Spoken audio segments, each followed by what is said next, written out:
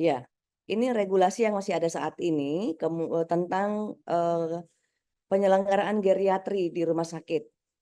Ini, nantinya akan diatur tentang pengaturan tentang, prinsip, standar pelayanan geriatri, persyaratan, bangunan, peralatan, SDM, tugas tim terpadu geriatri, alur pelayanan dan juga sistem rujukan, pemantauan dan evaluasi mutu, pengembangan, pembinaan, dan juga pengawasan pelayanan geriatri. Kemudian peraturan Permenkes lainnya yang akan dicabut juga adalah penyelenggaraan pelayanan kesehatan lanjut usia dan geriatri di pusat kesehatan masyarakat. Kemudian nanti akan diatur menjadi pengaturan tentang penyelenggaraan pelayanan kesehatan, masalah kesehatan pada lansia, kemudian pelayanan kesehatan lansia, kemudian kegiatan luar gedungnya seperti apa, sumber dayanya, koordinasi lintas program dan juga lintas sektor, kemudian pencatatan pelaporan, pembinaan, pengawasan, dan monitoring evaluasi. Kemudian kalau Renstra Kemenkes memang akan berakhir pada tahun 2024 ini dan tentunya sudah diatur untuk 2025-2029 itu tentang visi, misi, tujuan, dan sasaran strategis Kementerian Kesehatan, arah kebijakan, strategi kerangka regulasi, dan kerangka kelembagaan juga target daripada kinerja dan juga kerangka pendanaannya. Kemudian Permenkes yang mengatur tentang standar teknis pemenuhan mutu pelayanan dasar dan SPM bidang kesehatan ini setelah direvisi ini akan mengatur pengukuran selain berat badan, tinggi badan juga LPLTD-nya juga ditambahkan dengan lila. Kemudian pemeriksaan sekilas yang menggantikan pemeriksaan GDS dan juga AMT dan tindak lanjut sesuai penurunan daripada kapasitas intrinsiknya. Kemudian ada Kepmenkes yang mengatur tentang petunjuk teknis integrasi pelayanan kesehatan primer. Ini akan yang substansi yang akan diatur adalah penyelenggaraan integrasi pelayanan kesehatan primer, klaster manajemennya, klaster pelayanan kesehatan ibu dan anak, klaster kita kenal klaster 2, klaster 3 itu untuk klaster pelayanan usia dewasa dan juga lanjut usia. Kemudian klaster penanggulangan penyakit menular, ya, ini integrasi pelayanan kesehatan dengan FKTP lain, peran lintas sektor, pencatatan dan pelaporannya. Ini sudah ada Kepmenkes 0515 atau Kepmenkes 2015 tahun 2023 ini adalah Juknis ILP yang memang di dalamnya sudah mengatur di mana usia lanjut itu atau ya usia lanjut usia itu akan dilayani yaitu di klaster 3. Itu Bapak Ibu sekalian untuk regulasi yang sudah ada saat ini. Selanjutnya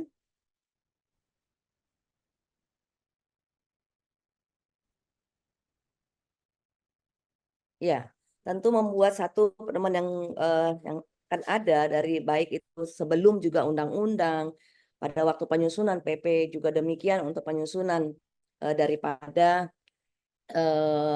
pedoman maupun nanti KMK ini tentu juga membandingkan melihat pelayanan-pelayanan kesehatan lansia yang ada di global. Saat ini kita bisa membandingkannya dengan strategi global untuk UN 2021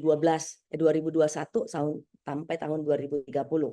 Yang mana kita bisa membandingkan seperti apa strateginya dilihat dari combating ageism, kemudian age friendly environment, kemudian integrated care for older people, juga long time care-nya kita bandingkan dengan posisi di Indonesia.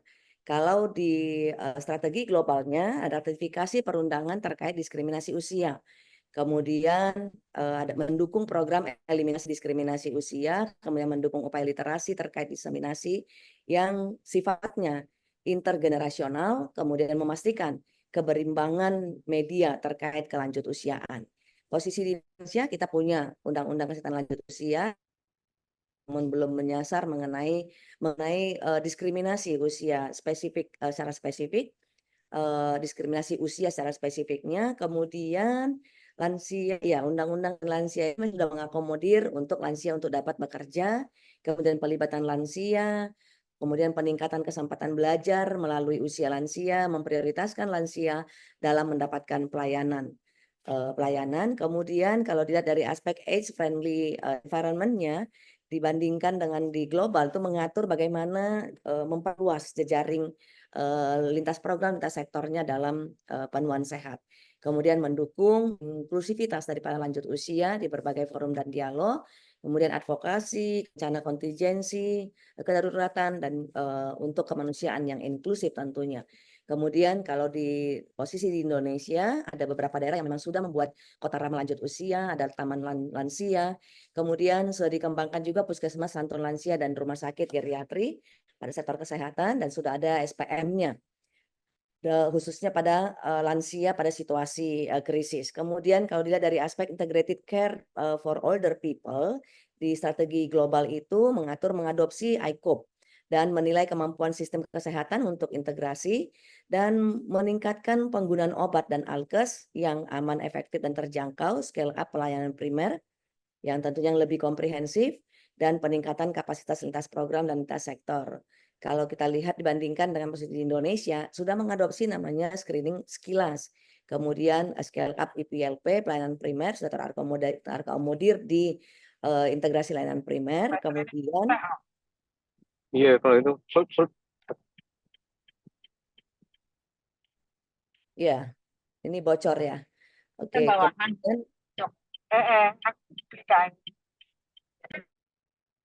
ya, makasih. Kemudian koordinasi lintas program dan lintas sektor tentu sudah dilakukan. Kemudian ada pelatihan tenaga kesehatan puskesmas yang terintegrasi dengan ICOP.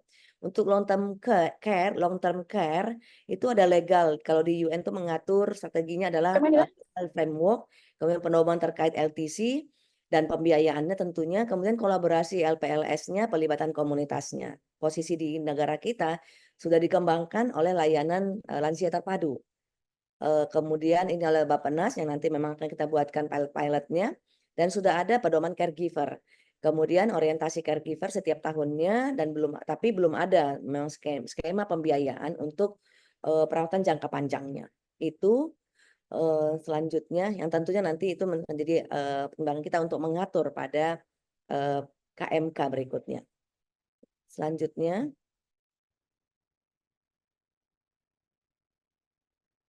Ya, ini untuk layanannya, layanan daripada kesehatan lansianya. Kita lihat dari berbagai negara, Thailand, Malaysia, Singapura, Jepang, dan China, untuk berbagai combating tadi yang kami sampaikan aspek-aspeknya, dari combating ageism-nya, kemudian age-friendly and environment-nya, kemudian integrated care for older people-nya, kemudian long-term care-nya, dan dibandingkan dengan berbagai negara ini dibandingkan dengan kondisi di negara kita.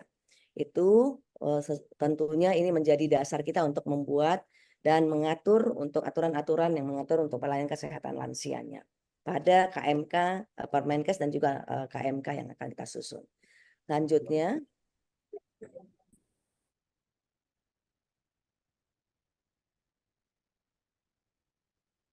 ya, lalu benchmark terkait PJP, perawatan jangka panjang lansia. Kita lihat dari layanan, servis, atau benefit pada aspek layanan di rumah, di berbagai negara tadi, di Thailand, Singapura, Jepang, dan China itu bisa kita lihat seperti apa kelengkapan, khususnya di layanan ya, layanan daycare ini semua negara memang melakukan. Kemudian untuk tempat perawatannya ini yang semua negara melakukan itu adalah aspek di rumah ya, tempat pelayanan rumah itu semua melakukan.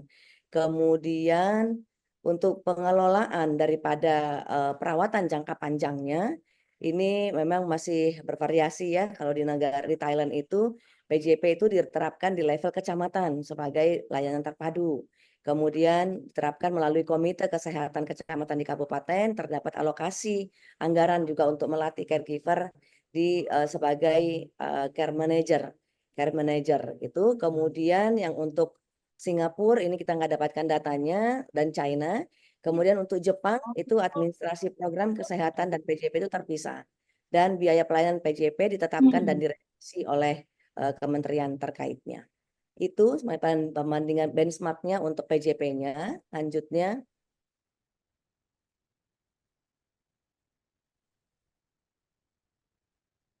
ya, ini upaya kesehatan lanjut usia di Indonesia berdasarkan benchmark tadi. Tadi kita sudah lihat dari 4 aspek ini, lalu tentunya perlu untuk kita tetapkan di negara kita, diatur di dalam Permenkes dan KMK nanti adalah bagaimana pembentukan kelompok lansia, mungkin peer-to-peer group untuk pemberdayaan dan juga aktivitas lansia di masyarakat. Kemudian dari aspek Iya, Sudin Pusat, RSUD Matraman. dari aspek ya commenting ageism ini itu dari Thailand dan Singapura ya. Kemudian age friendly environment-nya ini dari Malaysia bisa kita ambil adalah layanan kesehatan ramah lansia di tingkat primer dan juga di rujukan. Kemudian untuk integrated care for Papa itu kasih SDMK. Nah, nanti kalau yang mana lagi Kepulauan Seribu. Kepulauan Seribu itu ada yang bocor ya Bu. Dokter Irma. Ini rata-rata kasihnya itu kasih berkasih. Hostnya bisakah mute Bu Indri MB dari Arsada? Ya, baik, makasih. Kemudian dari Malaysia dan WHO 2020 kita bisa mengambil untuk dari aspek integrated care for older people itu ada deteksi dini gangguan pada kapasitas intrinsik lansia dengan menggunakan Skilas. Kemudian untuk long term care-nya dari Thailand dan Singapura itu adalah untuk insurance-nya dan juga pemberdayaan caregiver dan juga komunitas dalam PJP-nya. Lanjutnya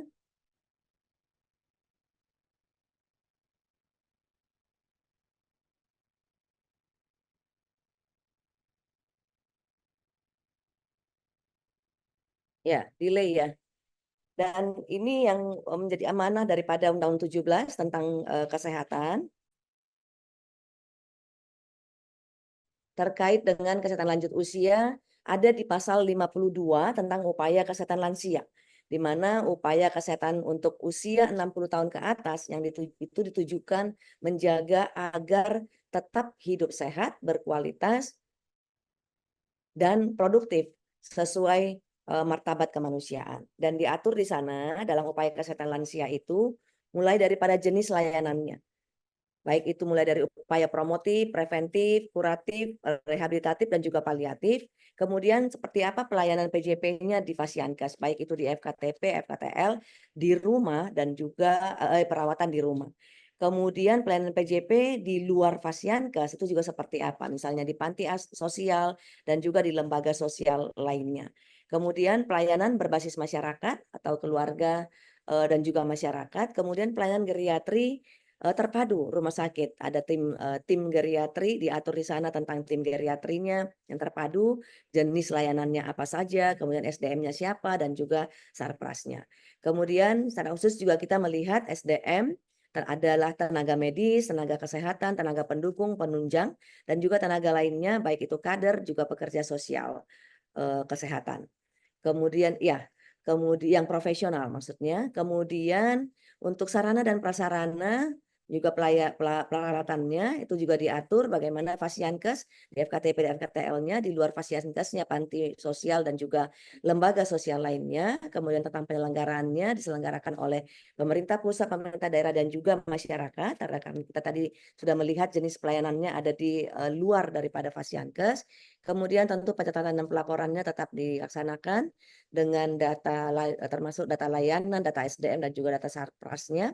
Kemudian pembiayaan diatur di sana baik itu dari APBN, APBD dan juga sumber lain, juga asuransi kesehatan nasional atau swasta atau secara mandiri. Kemudian diatur tentang pembinaan melalui advokasi, peningkatan kapasitas SDM, BIMTEK-nya, dan juga pendampingan dan pengawasan monitoring evaluasi baik berjenjang dari pusat maupun sampai ke daerah. Tentu mengikuti prinsip-prinsip utama, standar etika profesi, dan juga standar pelayanan dan juga kesetaraan akses. Itu Bapak Ibu sekalian. Kemudian terakhirnya adalah yang kita atur tentang substansi utama dan yang usulan-usulan ayat yang kita usulkan, pasal dan ayat yang diatur yang kita usulkan di dalam pedoman maupun nanti KMK daripada kesehatan lanjut usia ini. Selanjutnya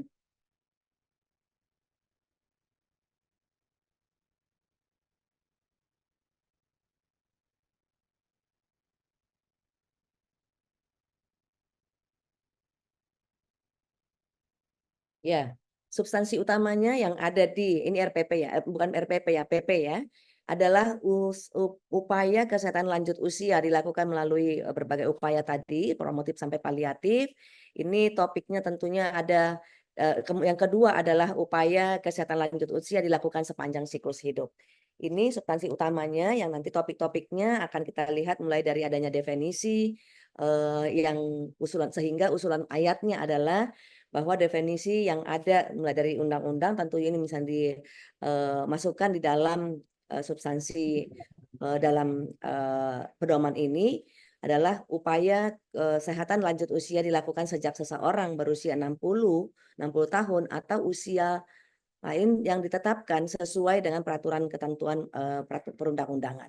Kemudian tujuan daripada upaya-upaya ini adalah ditujukan untuk menjaga agar tetap hidup sehat, berkualitas, dan juga produktif sesuai dengan martabat kemanusiaan.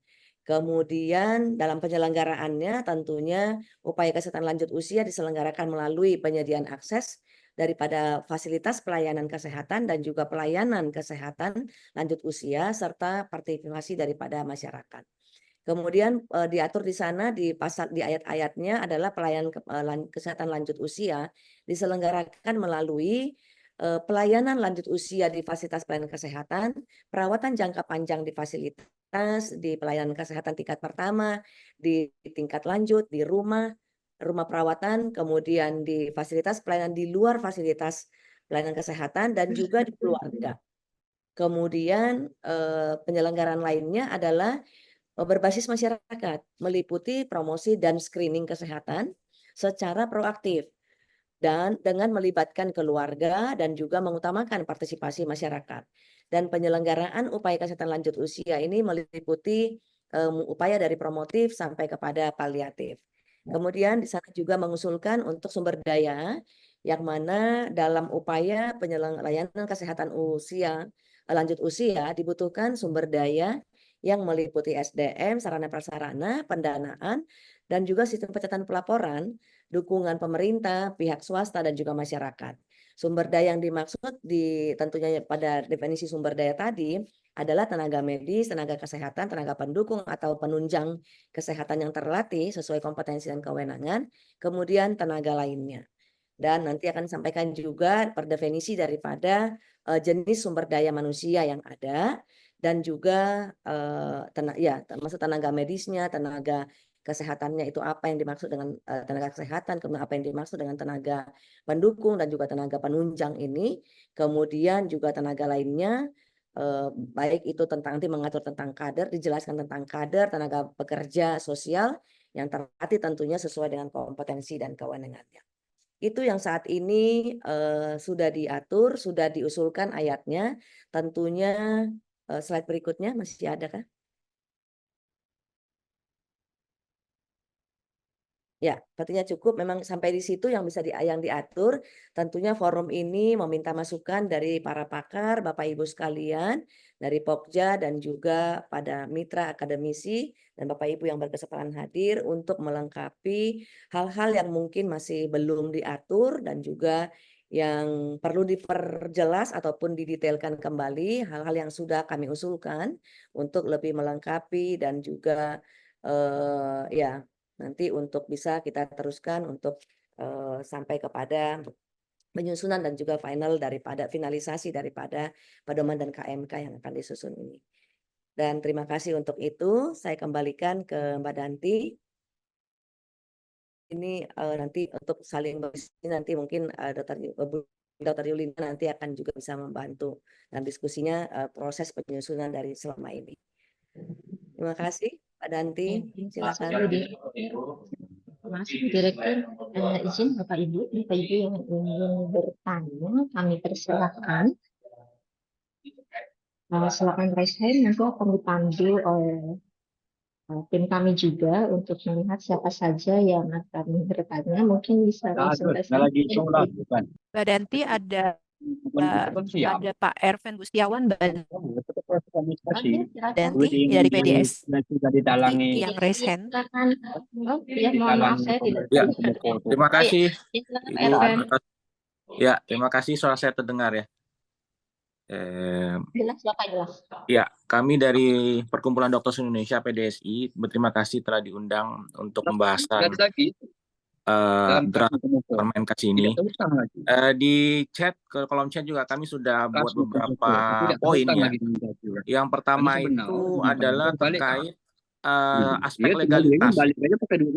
Apakah kita itu legal praktek di rumah pasien ya? Karena ada oknum aparat yang masih mempersoalkan dokter yang tidak punya SIP di rumah pasien. Nah, ini konyol tapi faktanya di lapangan seperti itu. Walaupun kita tahu misalkan BPJS sudah memfasilitasi gitu atau guideline untuk perawatan lansia juga memfasilitasi, tapi tetap ada oknum aparat yang berdebat tentang ini ya, SIP nggak ada di rumah pasien sehingga harusnya nggak boleh perawatan di rumah pasien kecuali dalam keadaan darurat gitu ya. Nah ini sebenarnya kalau kita lihat di luar negeri SIP itu nggak ada sebenarnya, jadi hanya ada STR. Karena SIP kalau terikat pada Vaskes juga hal ini juga menjadi debatable sampai sekarang gitu. Dan akhirnya teman-teman kita juga dikejar oleh aparat gitu ya. Kemudian yang kedua juga aspek legalitas, misalkan dokter-dokter kita melayani pasien, terutama yang berada misalkan ya, yang cukup berada pasiennya buat semacam ICU mini ya di rumahnya. Tapi instruksinya dari dokter spesialis di negara lain. Jadi sebenarnya dokter keluarga yang di Indonesia ini sebenarnya hanya menjalankan instruksi dari spesialis di luar negeri. Nah ini juga aspek legalitasnya sepertinya masih ada gap gitu ya. DPJP-nya harusnya kan siapa gitu, tapi instruksinya ya dari dokter luar negeri gitu ya. Walaupun sebenarnya mungkin kita sudah tahu DPJP-nya harusnya dokter keluarganya di sini gitu. Bagaimana koordinasi seperti itu gitu ya. Kemudian yang ketiga terkait biaya ya. Selama ini check up bukan hanya untuk lansia mungkin ya. Ini belum di-tackle oleh BPJS termasuk asuransi swasta, terutama kalau belum ada keluhan gitu. Termasuk perawatan paliatif juga begitu. Ini juga menjadi masalah karena terjadi perdebatan juga dengan keluarga pasien yang belum bersedia jika pasien paliatif itu dipulangkan misalnya. Sedangkan rumah sakit sudah nggak tahan bagaimana tackle biaya pasien paliatif seperti ini. Demikian Ibu 3 poin dari PDSI. Terima kasih.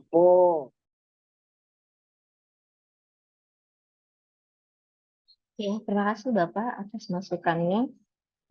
Baik, kita lanjutkan lagi masukan dulu yang lain ya Pak ya, dari Ibu Wana Rani Aris. Silakan Ibu. Baik, terima kasih atas kesempatan yang diberikan. Pertama, saya ucapkan terima kasih kepada Ibu memaparkan tadi.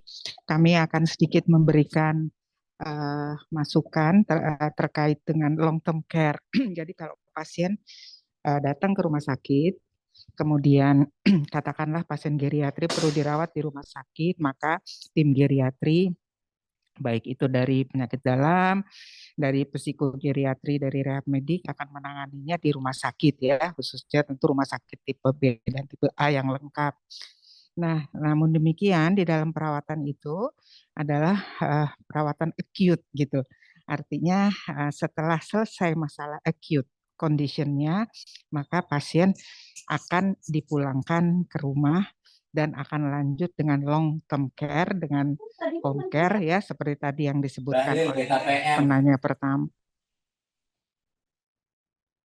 Nah, jadi di sini yang ingin saya usulkan barangkali perlu juga dipertimbangkan bahwa ada perawatan long term care di rumah sakit bila memungkinkan untuk masa transisi sebelum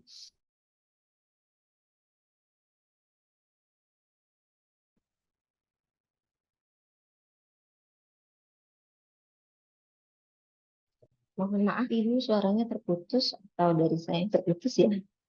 Ibu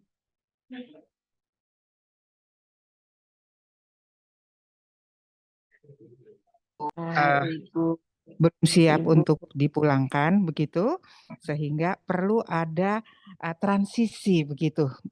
Mungkin masukannya adalah apakah dimungkinkan juga ada perawatan chronic care di rumah sakit. Demikian Bu Direktur, terima kasih. Wassalamualaikum warahmatullahi wabarakatuh.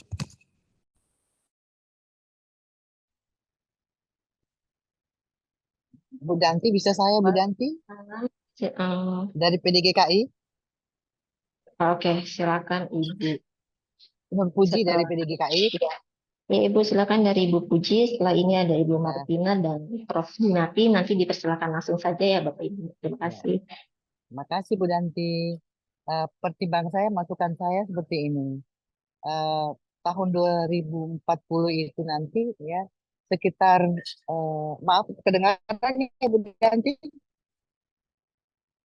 Kedengaran? Kedengaran Bu? Jelas? Jelas, jelas. Kedengaran ya ya. Sekitar tahun 2040 nanti ini sekitar lansia Indonesia itu ada sekitar 40-45% ya jumlahnya.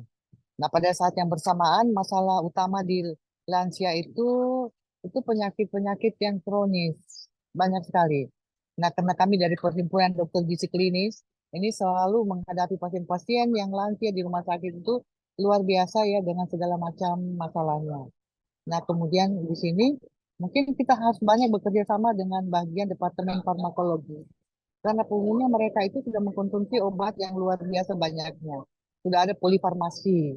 Sehingga pada saat pemberian terapi untuk perbaikan nutrisinya itu juga eh, kita membutuhkan kerjasama. Itu yang ada di rumah sakit ya. Yang ada di depan kita sekarang. Jadi sebenarnya yang utama itu adalah pencegahan. Pencegahan mereka mulai sejak dini ya sudah ada sosialisasi bagaimana mencegah hipertensi, bagaimana mencegah diabetes, ya itu sudah ada.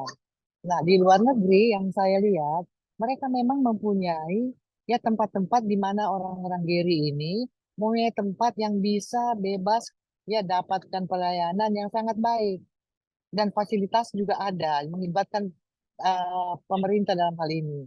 Mereka kemana-mana itu mendapatkan tempat, ke restoran, mereka dijadikan senior citizen, ya dijadikan juga kalau naik bus dia dapatkan tempat yang baik. Kalau dia makan juga mendapatkan diskon 40-50%. Nah, jadi orang-orang semacam ini kan butuh teman. Jadi kelompok-kelompok yang ada itu mungkin harus kita pikirkan. Karena kita menginginkan lansia yang sehat. Lansia yang sehat itu bisa berkomunikasi ya karena pada saat ini sudah banyak masalah dengan mentalnya, masalah makanannya, ya, dan penyakitnya. Jadi benar-benar harus terintegrasi dalam hal ini. Nah, kami siap dari Perhimpunan Dokter Gizi ya klinik untuk membantu untuk membuatkan leaflet ataupun guideline bagaimana penyiapan makanan-makanan yang sebaiknya, bagaimana mengukurnya, bagaimana melihat bahwa ini mereka sehat sehat apa tidak. Saya kira itu masukan dari kami PDGKI. Terima kasih Bu Danti.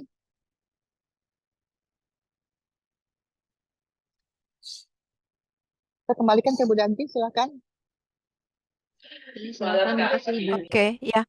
Makasih Ibu. Saya Mbak Danti lagi mungkin ada lagi di jalan ya.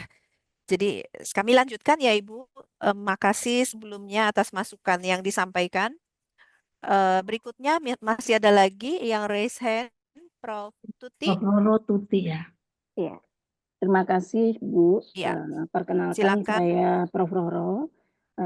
Hari ini mewakili Persi. Saya juga dari Fakultas Ilmu Keperawatan Universitas Indonesia. Mungkin yang pertama setuju bahwa ke depan angka lansia ini semakin bertambah sehingga memang perlu pengelolaan yang sangat-sangat baik. Nah, yang saya coba ingin tanyakan, yang pertama terkait regulasi. Di dalam regulasi sebenarnya posisi ada Permenkes 79 tahun 2014 tentang penyelenggaraan pelayanan geriatri di rumah sakit. Nah, ini tadi mungkin entah saya yang terlewat atau seperti apa, tetapi di waktu lampau itu tentang pelayanan geriatri ini sebagai prognas di dalam proses akreditasi rumah sakit. Namun saat ini dimasukkan ke dalam bab yang lebih kecil yaitu pelayanan asuhan pasien. Ada beberapa hal yang menjadi akhirnya tidak menjadi suatu konsentrasi karena dia menjadi satu sub yang hanya penilaiannya sedikit. Sedangkan saat menjadi prognas itu ada sesuatu yang sangat-sangat diunggulkan, antara lain bagaimana cohorting ketika menerima pasien dengan lansia, kemudian fast track-nya seperti apa, pengelolaan dari ruang rawatnya, kemudian juga bagaimana di outpatient dan inpatient ya.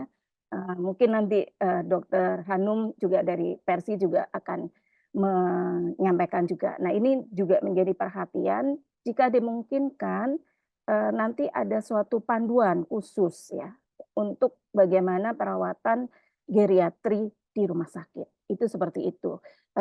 Kalau misalnya tidak bisa diwadahin di dalam Permenkes, jadi ada turunannya yaitu panduan, sehingga lebih ini ya lebih mendetail.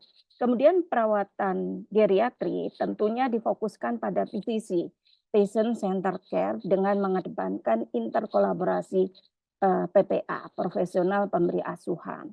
Dengan demikian semua profesi tentunya mempunyai peran yang sangat besar di dalam proses perawatan pasien dengan lansia ini.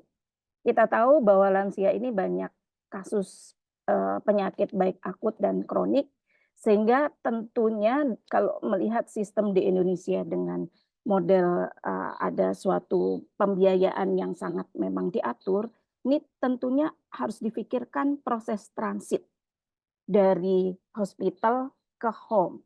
Kalau tadi diusulkan dikelola oleh rumah sakit, mungkin juga bisa dikelola melalui rumah perawatan.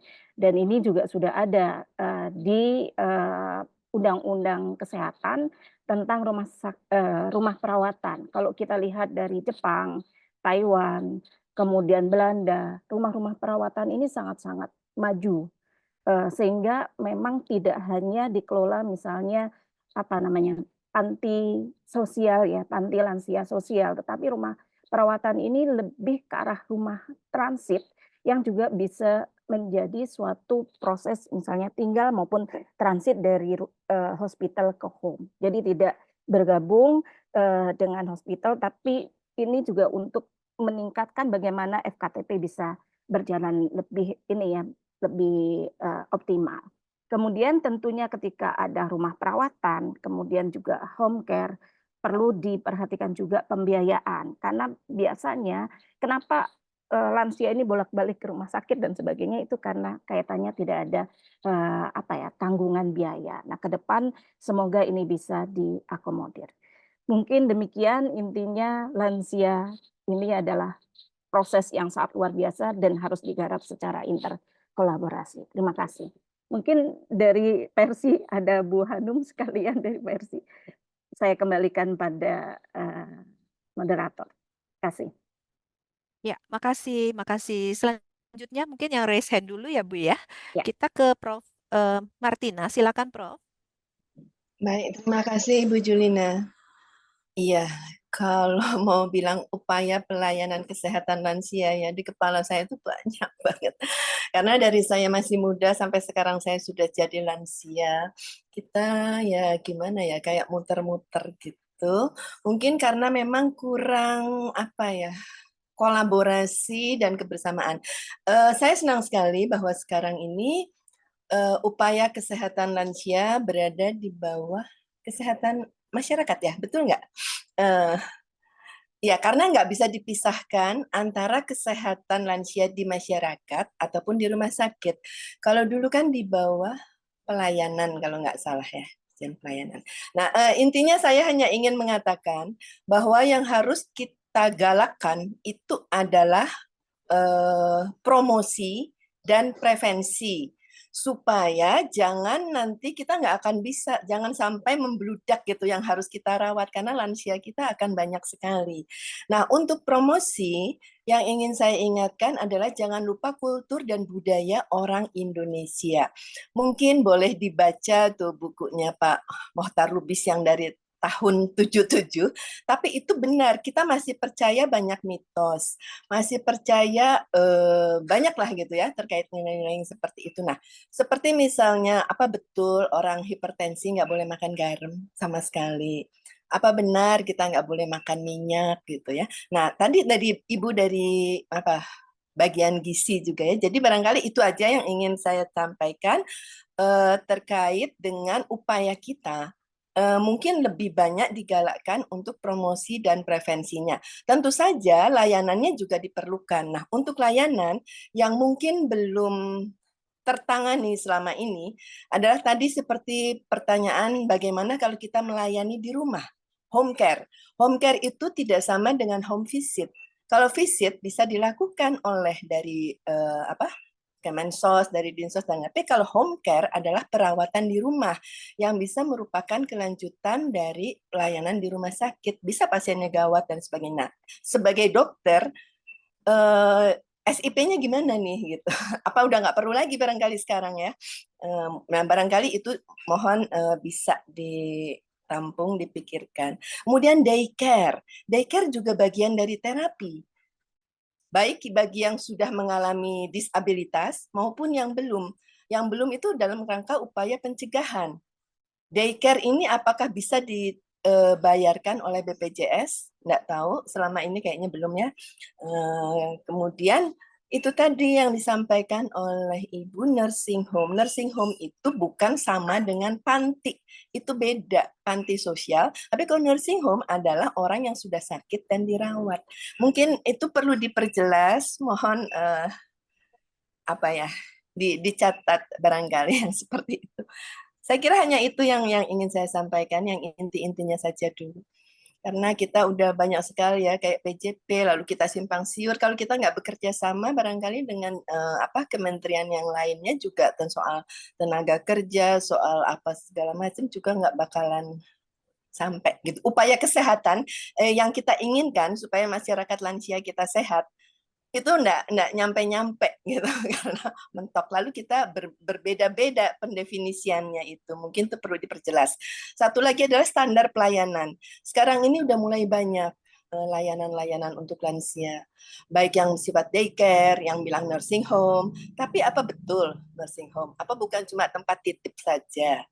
Ya, lansia ngekos. Nah, kayak gitu deh. Barangkali Kemkes juga udah saatnya mulai mengatur. Begitu Bu Julina.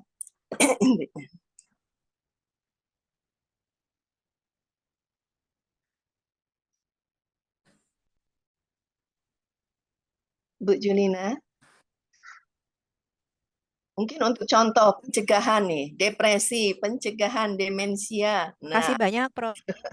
ya sebelum sampai orang itu Martina, jadi Prof. demensia. Martina, Iya, terima baiklah. kasih. Selanjutnya yang sudah Pak.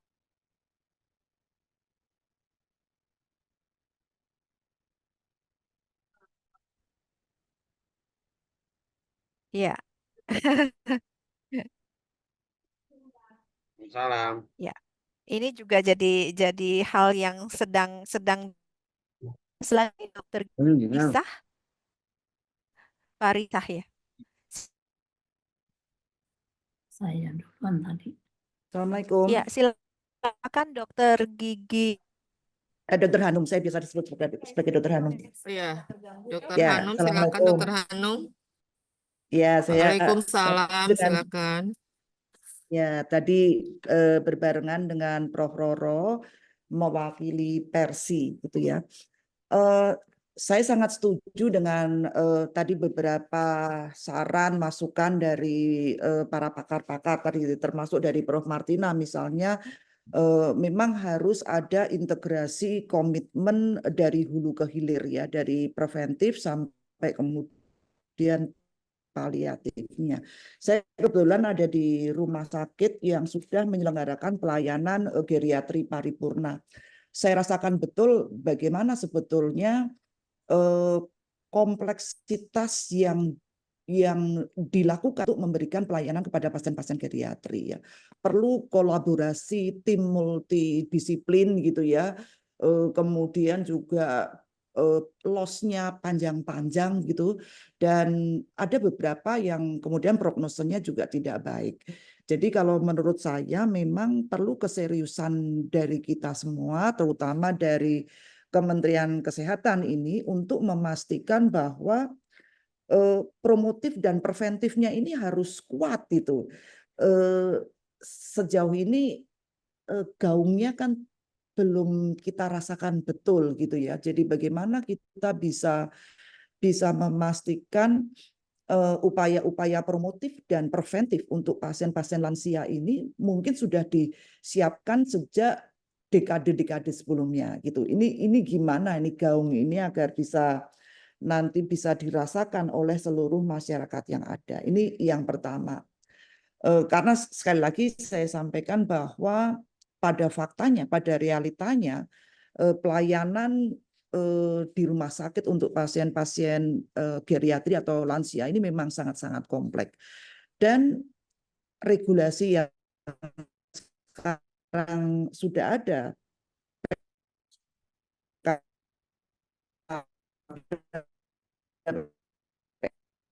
PMK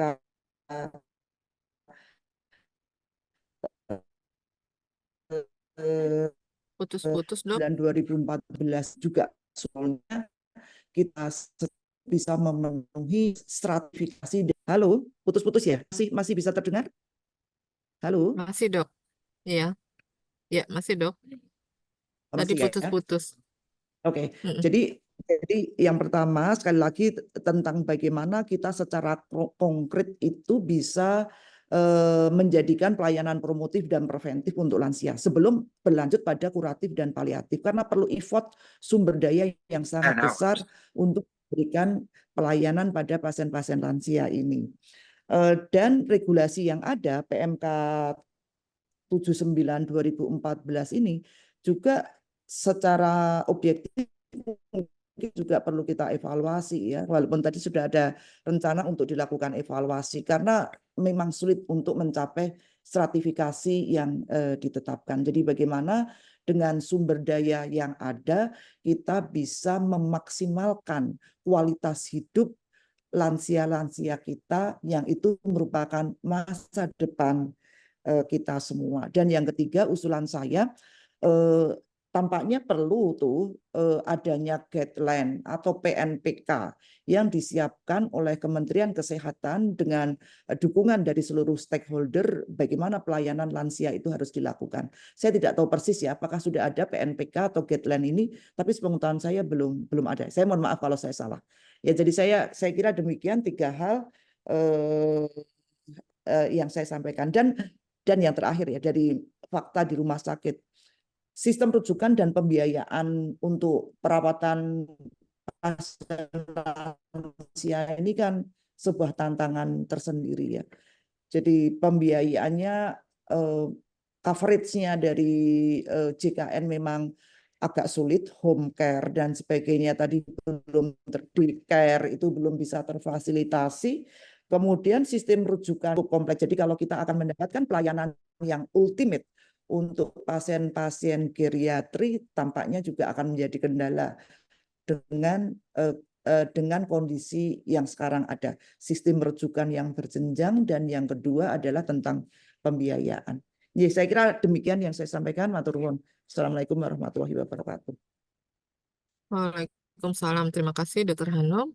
Baik, selanjutnya kami minta dari IPGRI, Dr. Sinta. Kami persilakan. Baik, terima kasih Dr. Nindya. Assalamualaikum warahmatullahi wabarakatuh. Waalaikumsalam. Selamat pagi para profesor, Bapak Ibu, seluruhnya yang hadir pada pagi hari ini. Kami dari Ikatan Perawat Gerontik Indonesia yang sudah sejak lama memang mengamati berbagai pelayanan dan terlibat langsung di dalam pelaksanaan pelayanan di semua tatanan karena anggota kami berasal dari baik di perguruan tinggi, pelayanan rumah sakit, puskesmas, dan juga praktik-praktik mandiri keperawatan. Nah, dari hasil banyak diskusi bersama teman-teman, rumah sakit masih memiliki keterbatasan ketika melakukan pemulangan pasien-pasien geriatri ke rumah. Artinya di sini ada situasi yang belum terkoneksi dengan baik. Dalam hal ini, continuity of care dari pasien geriatri yang dipulangkan dari rumah sakit, kemudian masuk di tatanan wilayah, dalam hal ini puskesmas, yang merupakan wilayah atau wilayah tempat tinggal pasien ini putus. Nah, barangkali melalui kegiatan-kegiatan ini mungkin dicoba dirancang bagaimana continuity of care, mulai dari rumah sakit, kemudian puskesmas, rumah, dan apabila terjadi akut, kembali lagi ke rumah sakit atau fasilitas layanan kesehatan tingkat lanjut lainnya. Yang kedua terkait dengan PJP. Mulai banyak berdiri jenis-jenis PJP sesuai yang sudah ada di dalam undang-undang yang baru 17 tahun 2003. Transitional care, beberapa rumah sakit swasta sudah mulai membuat. Kemudian meskipun itu masih dalam konteks internal. Lalu kemudian home care sudah banyak praktek-praktek mandiri, beberapa profesi yang melakukan home care, tetapi ini sendiri-sendiri sehingga rentan terhadap masalah-masalah kesehatan lansia dan situasi di dalam keluarga yang mungkin tidak bisa kita handle. Lalu kemudian daycare juga mulai banyak ada, dan ini juga sifatnya masih sendiri-sendiri, ada yang izinnya dari kementerian tertentu tetapi menyelenggarakan kegiatan-kegiatan yang sifatnya kesehatan. Nah, dengan demikian saya usul barangkali nanti sebagai turunan undang-undang ini untuk PJP ini dibuat satu batasan pelayanan PJP itu sendiri sehingga nanti kita bisa melihat continuity of care dari lansia, baik dia sehat maupun sakit, sehat tanda kutip maupun sakit, mereka bisa menggunakan fasilitas pelayanan yang mana saja. Kalau saya sehat mungkin saya akan datang ke home daycare. Lalu ketika saya mungkin sudah mulai mengalami masalah dan saya butuh layanan rumah sakit mungkin atau kondisi akut, setelah pulang saya bisa menggunakan transitional care atau saya bisa menggunakan home care atau saya menggunakan bentuk-bentuk lainnya dari PJP. Nah, ini yang akan membuat continuity of care dari layanan kesehatan lansia ini akan terus berjalan sedemikian rupa sampai kemudian ada layanan semacam hospice atau respite care yang juga memang meskipun masih jarang tapi sudah ada di masyarakat. Ini menjadi pilihan-pilihan bagi keluarga yang membutuhkan dan juga masyarakat yang saat ini sudah mulai kritis terhadap jenis-jenis layanan itu. Dari pandangan ini, maka kok saya merasa bahwa kalau semua kegiatan ini ditumpukan, ujungnya adalah puskesmas, itu sangatlah berat, baik itu dari sisi kegiatan itu sendiri, lalu mereka melaporkan, lalu ada monef, dan sebagainya itu sungguh berat, sehingga pikiran liar saya itu mengatakan bahwa kenapa sih nggak puskesmas kita kembalikan saja dulu, seperti zaman dulu, berorientasi kepada promosi dan preventif dan promosi. Apabila terjadi kondisi akut, maka ini kita masuk kepada jejaring rujukan yang memang sudah nanti ditetapkan. Itu menjadi bagian dari COC juga. Kalau seandainya nanti sistem kita mampu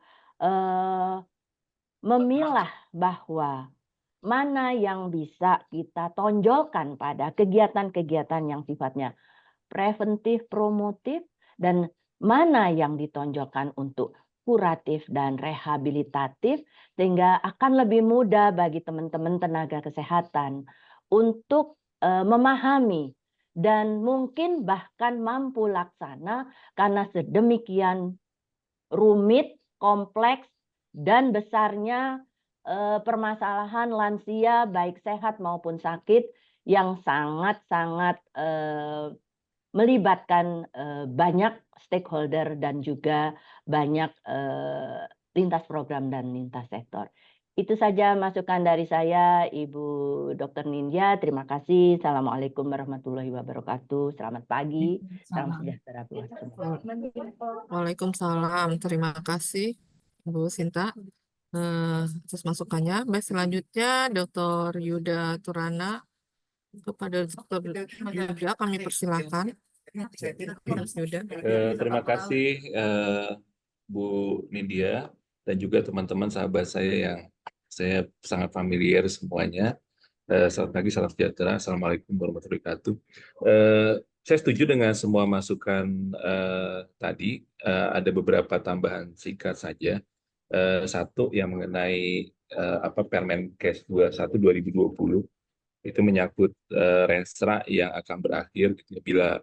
Bila mungkin dan berkenan, mungkin diinfokan ke kita gitu ya, apa program yang udah tercapai dan apa yang belum gitu ya.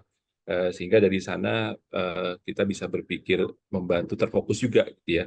Apa yang baik udah dikerjakan, kita akselerasi, apa yang belum jadi tugas bersama-sama kita di sini gitu ya, saling bantu.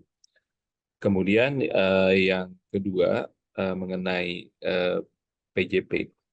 Nah, PJP ini saya setuju dengan teman-teman yang disampaikan tadi gitu ya.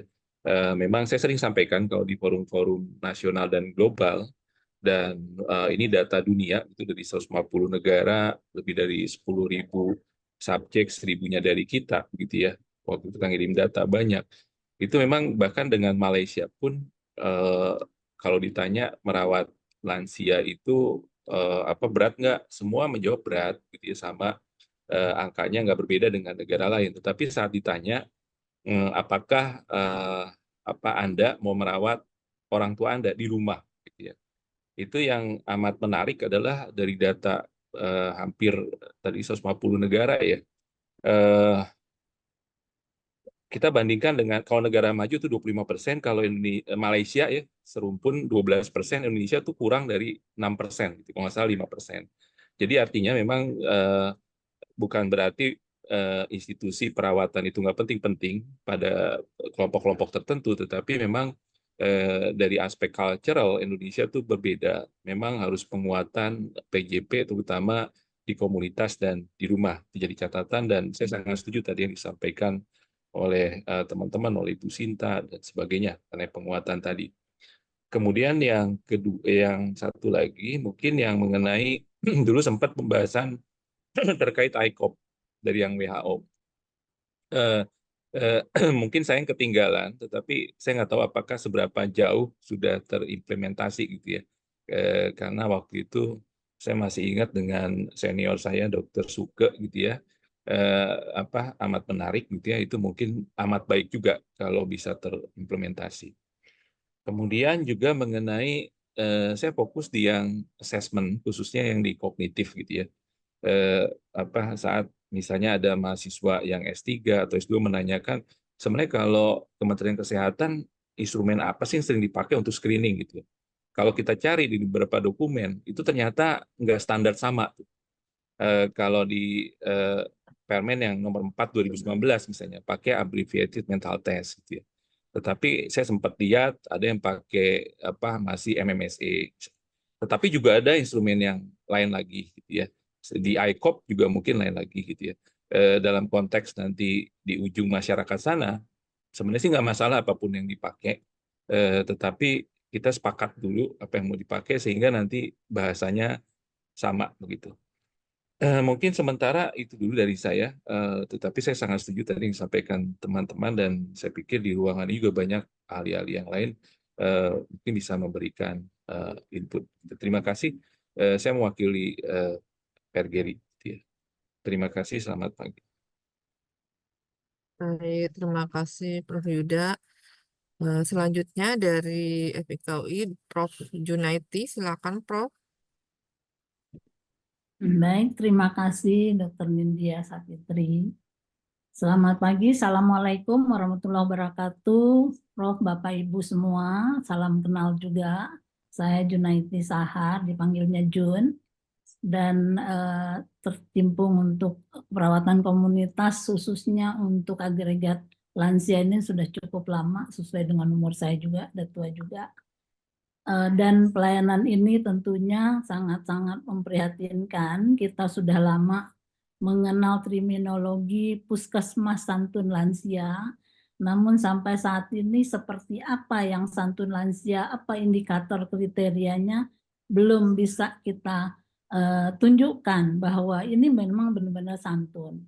Selain dari itu, kita lihat bahwa pelayanan kita santun lansia adanya di masyarakat. Apakah nanti di rumah sakit tidak perlu santun pada lansia? Apakah tidak sebaiknya pelayanan berbasis institusi dan berbasis masyarakat gitu ya? Sehingga jelas bahwa semuanya seharusnya santun ini menjadi prinsip dalam pelayanan pada lansia tersebut.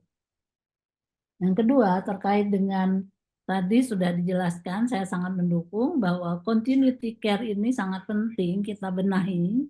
Karena kalau pengalaman saya ketika saya ngambil S3 di luar, ketika pasien lansia ini akan dipulangkan ke masyarakat, ke rumahnya, itu diundang dari puskesmasnya, dari perawat yang bertugas di dalam nanti mendampingi keluarga, itu akan didiskusikan apa saja yang sudah dilakukan di rumah sakit, apa saja yang sudah dimiliki kemampuannya oleh lansia dan keluarga, sehingga tindak lanjut perawatan di rumahnya akan semakin baik dilakukan dan beban pembiayaan kesehatannya akan lebih minimal.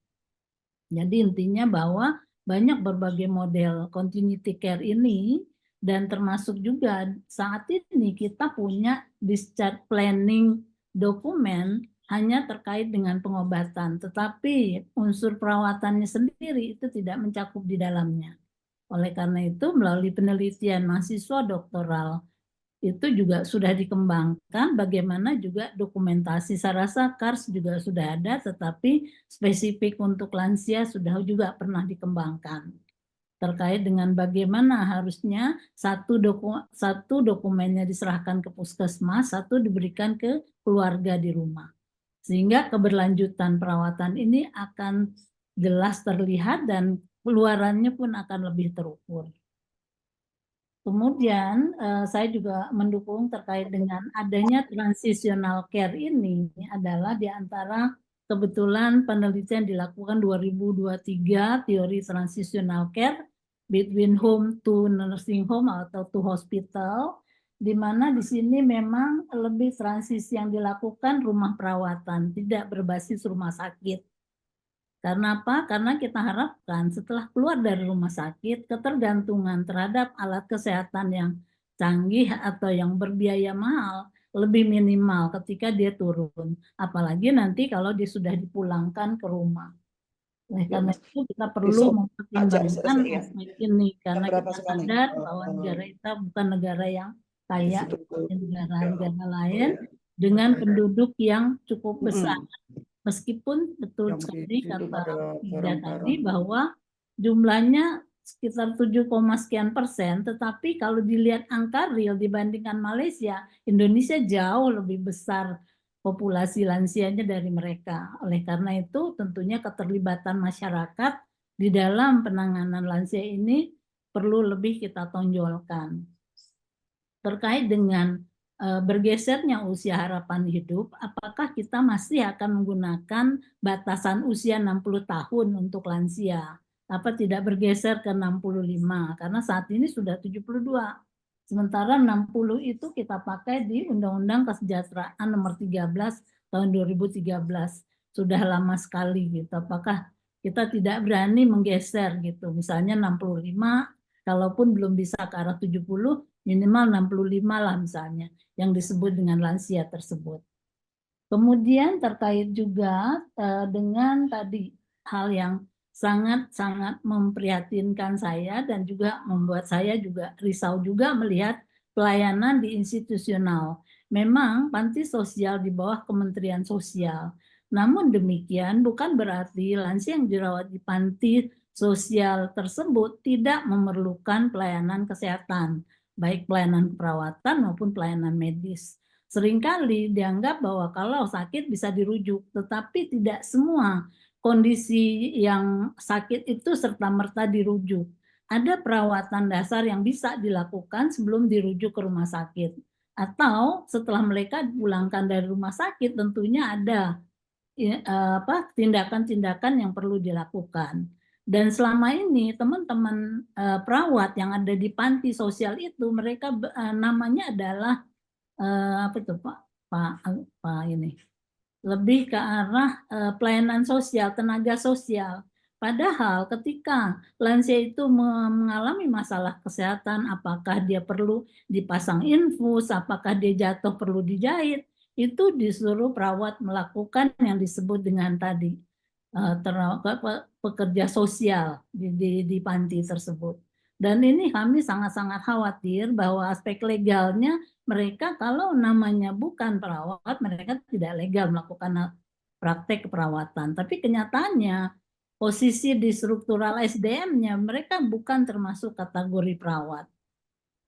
Tapi lebih ke arah pramu sosial. Dan pada prakteknya mereka melakukan kegiatan-kegiatan keperawatan. Nah ini sebetulnya ketika Menkes Prof. Nila Muluk kami juga sudah menyampaikan situasi ini sehingga hal ini sangat-sangat merugikan bagi kami tenaga keperawatan. Oleh karena itu mudah-mudahan pengaturan SDM di pelayanan kesehatan tidak hanya di PJP yang ada di fasilitas layanan kesehatan, tetapi juga pelayanan yang juga di luar fasilitas layanan kesehatan. Karena saya sinonimnya seperti rumah sakit, meskipun rumah sakit pendidikan di bawah Kementerian Kesehatan, tetapi tata aturan SDM segala macam tetap harus mengikuti Kemkes. Kenapa di pelayanan di bawah panti sosial SDM-nya tidak mengikuti ketentuan yang ada di Kementerian Kesehatan? Itu saja, terima kasih. Baik, terima kasih Prof. Lanjutnya dari Pak Abbas dari PPNI. Ya, terima kasih Dr. India. Salam hormat buat semua Bapak Ibu, para profesor dan peserta Zoom pada pagi hari ini. Saya Ibnu Abbas, biasa dipanggil Pak Abbas. Kali ini pakai baju PPNI karena penugasan dari PPNI. Ada beberapa hal saya coba breakdown jadi 4 poin ya Dr. India. Yang pertama, saya sebagai praktisi keperawatan di salah satu institusi non-Fasyankes merasa berbahagia dengan adanya PP 28 yang di dalamnya ada regulasi atau ada nomenklatur tentang pelayanan PJP lanjut usia di non-Fasyankes. Di antaranya adalah disebut di dalam PP tersebut adalah panti sosial.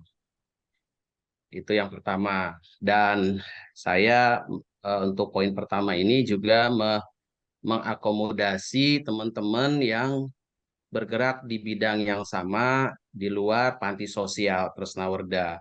Karena kalau panti sosial Tresnawerda itu sudah dapat dipastikan adalah lembaga yang dimiliki oleh pemerintah.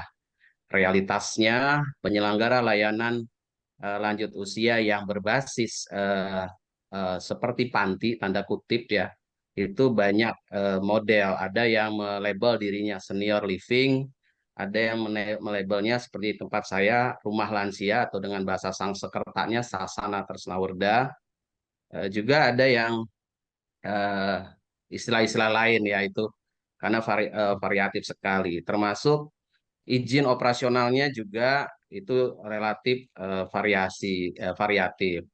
Kalau kami walaupun rumah lansia ini berbasis swasta, itu izin operasionalnya dari Dinas Sosial. Sedangkan contoh senior living yang ada di Sentul, izin operasionalnya dari Dinas Pariwisata.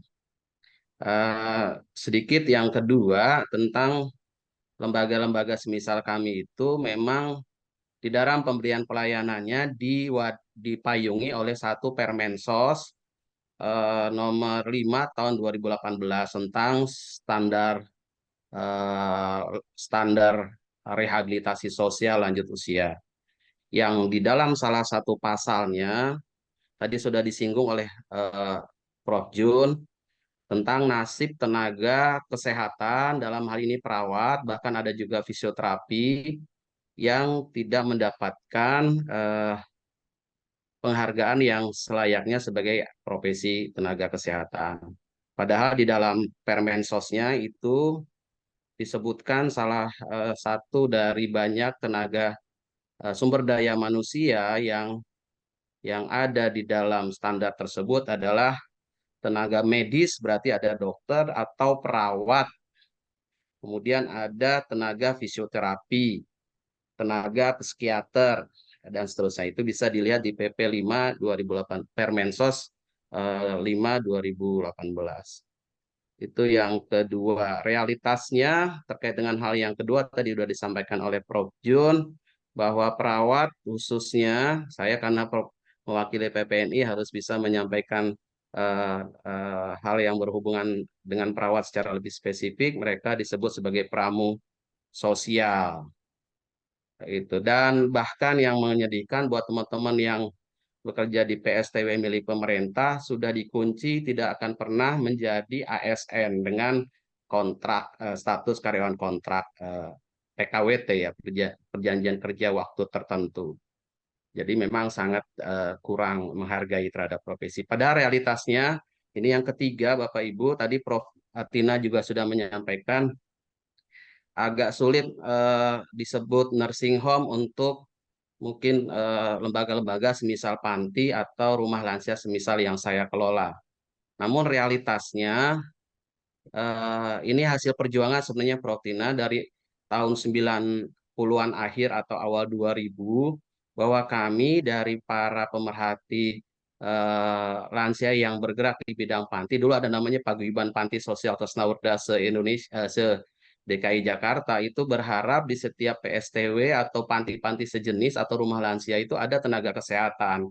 Karena realitasnya memang ada kebutuhan layanan kesehatan di dalam institusi tersebut. Tadi Prof. Jun sudah menyampaikan juga terkait dengan Bu Sinta juga ya, bahwa ada keterbatasan sumber daya puskesmas untuk turun sampai ke panti-panti. Bahkan terus terang panti saya termasuk yang nggak pernah dikunjungi teman-teman puskesmas. Jadi memang pelayanan puskesmas ke panti relatif hampir tidak ada gitu ya. Kecuali hanya untuk urusan mengurus surat rujukan ke FKTP untuk rumah sakit. Sedangkan tadi fenomena yang ini hal yang keempat, fenomenanya kita berharap bahwa pelayanan kesehatan lebih mengutamakan untuk lansia lebih mengutamakan upaya promosi prevensi tanpa menghilangkan upaya kurasi rehabilitasi. Akan sulit apabila fenomenanya puskesmas, di antaranya ada program perkesmas yang juga hidup segan mati tak mau, ditambah ada ketidakjelasan kami, lembaga semisal kami yang tidak memiliki izin pemberian layanan kesehatan. Contoh saya punya STR, tapi kalau untuk ngurus SIP paling bisanya praktek perawatan mandiri, tapi itu juga tidak terlalu mudah untuk mengurus itu. Jadi kami memang akhirnya nih yang keempat, fenomena perawat-perawat yang ada di PSTW atau lembaga sejenis itu bekerja secara setengah legal ya, antara legal dan tidak legal ya. Dari sisi keanggotaan sebagai anggota profesi kami punya, kemudian STR tadi sebagai pengakuan negara terhadap kami sebagai seorang profesional juga ada. Tapi surat izin prakteknya kami nggak punya, termasuk dokter-dokter. Kami punya dokter, akhirnya hanya sebatas surat tugas dari ID biasanya, semacam pengabdian masyarakat gitu sebagai dokter untuk melakukan aktivitas praktek di lembaga kami. Tapi kalau harus ini yang terakhir, kalau harus dipaksakan menjadi Fasiankes juga kami keberatan karena izin untuk operasional Fasiankes tidak mudah juga dan tidak murah. Apalagi kalau kami memang fokus ke pelayanan hanya untuk di dalam lembaga. Jadi kami nggak buka praktek untuk pasien-pasien dari luar ya. Fokusnya adalah pelayanan lansia dalam institusi. Jadi dengan adanya PP, nanti turunannya ada PMK, mudah-mudahan harapannya ada standar, tadi Prof. Tina juga sudah menyampaikan, perlu adanya standarisasi pelayanan PJP lanjut usia di non-Fasiankes, semisal di panti atau panti sosial Tresnawardha atau rumah lansia, agar tidak beragam tadi tuh, ada yang izinnya dari Dinas Pariwisata, nggak tahu standarnya pakai apa, ada dari Dinas Sosial atau seperti kami, atau ada izin dari lembaga yang lain gitu ya. Bahkan ada yang tidak memiliki badan hukum tapi memberikan layanan. Misalnya sekarang di Kemensos itu sebutannya LKS ya, Lembaga Kesejahteraan Sosial.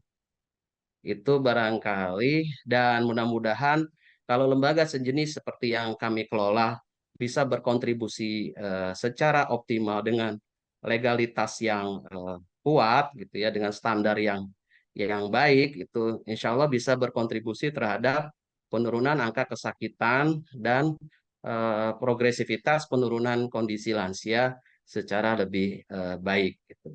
Dan tentu didukung oleh sumber-sumber lain seperti Bapak Ibu dari pendidikan ya, membina kami, membimbing kami. Selama ini seperti tempat saya tuh binaan dari FIK UI, kemudian dari FK Untar untuk kedokterannya. Jadi insya Allah juga Dokter Tina nih yang nggak pernah bosan ngajak-ngajak untuk mengembangkan layanan dengan beberapa riset bersama gitu. Insya Allah kami siap, lahirnya turunan dari PP berupa PMK yang berbentuk standarisasi layanan kesehatan lansia khususnya PJP dan palliative care bagi lansia di non-Fasiankes khususnya senior living seperti kita. Sebelum saya lupa, jadi di institusi kami itu seakan-akan Prof. Tina mohon izin kalau salah, itu ada dua setting layanan untuk lansia sehat mandiri dengan pendekatan senior living, tapi juga kita punya perawatan jangka panjang untuk palliative care untuk lansia yang tidak sehat tidak mandiri. Ini mungkin disebut dengan mix services gitu. Jadi kita kombinasi. Karena di Indonesia, mohon maaf, belum ada tadi standarisasi layanan untuk institusi sejenis kami. Bahkan referral sistemnya juga nggak ada. Jadi saya kadang-kadang ketempuan kiriman-kiriman pasien dari panti sosial sejenis untuk dirawat di tempat saya karena dianggapnya memiliki kapasitas atau kemampuan untuk merawat lansia yang tidak sehat, tidak mandiri, atau yang menjelang ajal karena kondisi sakit yang tidak ada harapan sembuh. Kalau alam bisawab itu dulu. Makasih kesempatannya Dr. Nindya. Assalamualaikum warahmatullahi wabarakatuh.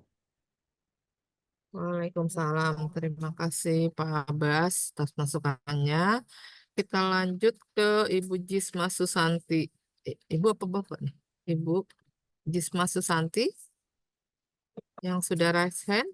Silakan.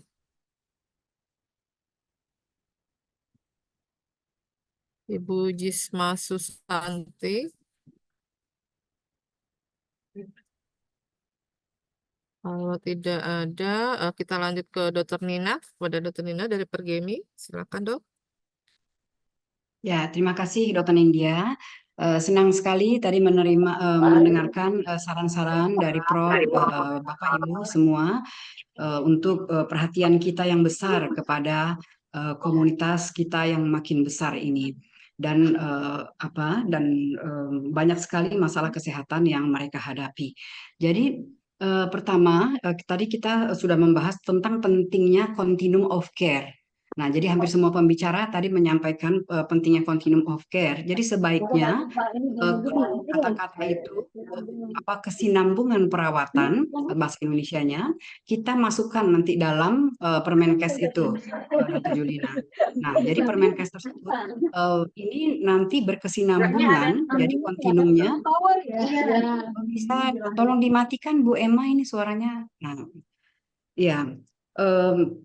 Jadi berkesinambungan mulai dari komunitas, nah nanti sampai ke vaskes primer, kemudian sekunder, dan kemudian tadi untuk berbagai layanan yang lain tadi. Nah, saya setuju sekali agar kita standarisasi berbagai jenis layanan lansia itu. Nah, karena tadi kan ada yang daycare. Nah, sekarang sudah banyak, misalnya di Bandung sekarang sudah ada daycare yang lengkap itu, nah dengan aktivitas-aktivitas yang melibatkan tenaga kesehatan juga.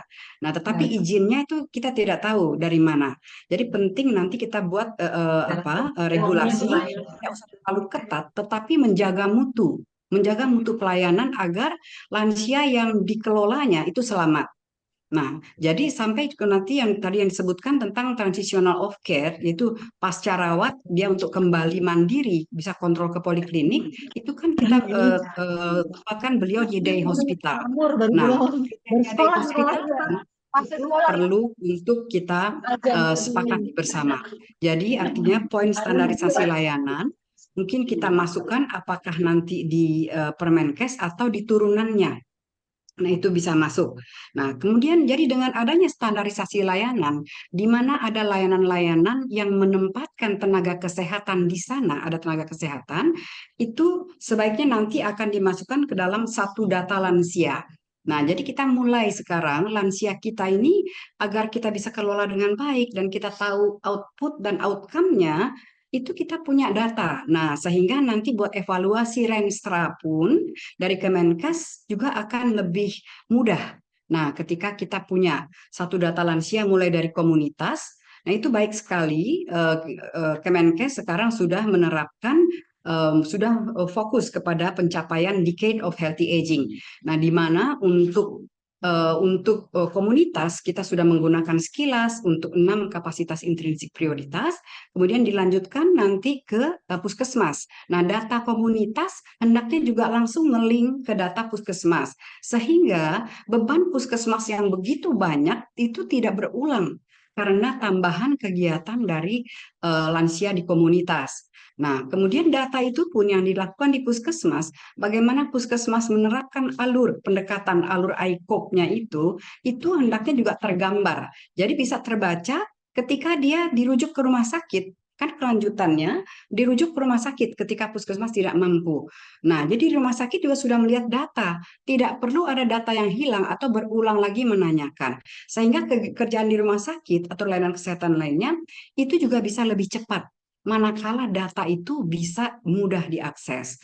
Nah, demikian pula kemudian kalau dia kembali ke daycare atau day hospital atau ke panti atau nursing home, itu bisa jadi di sana yang merawat lansia, ada tenaga kesehatan di sana, hendaknya ikut dalam regulasi masukkan data ke satu data lansia.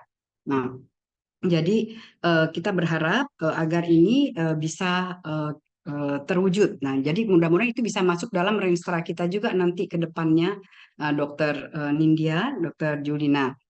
Nah, kemudian terkait dengan continuum of care ini. Continuum of care kan kita memang fokus tadi promotif preventif di komunitas, di layanan primer.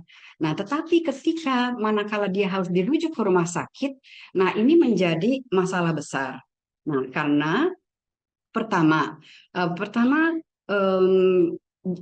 dari panduan WHO itu disarankan untuk rujuk ke layanan geriatri.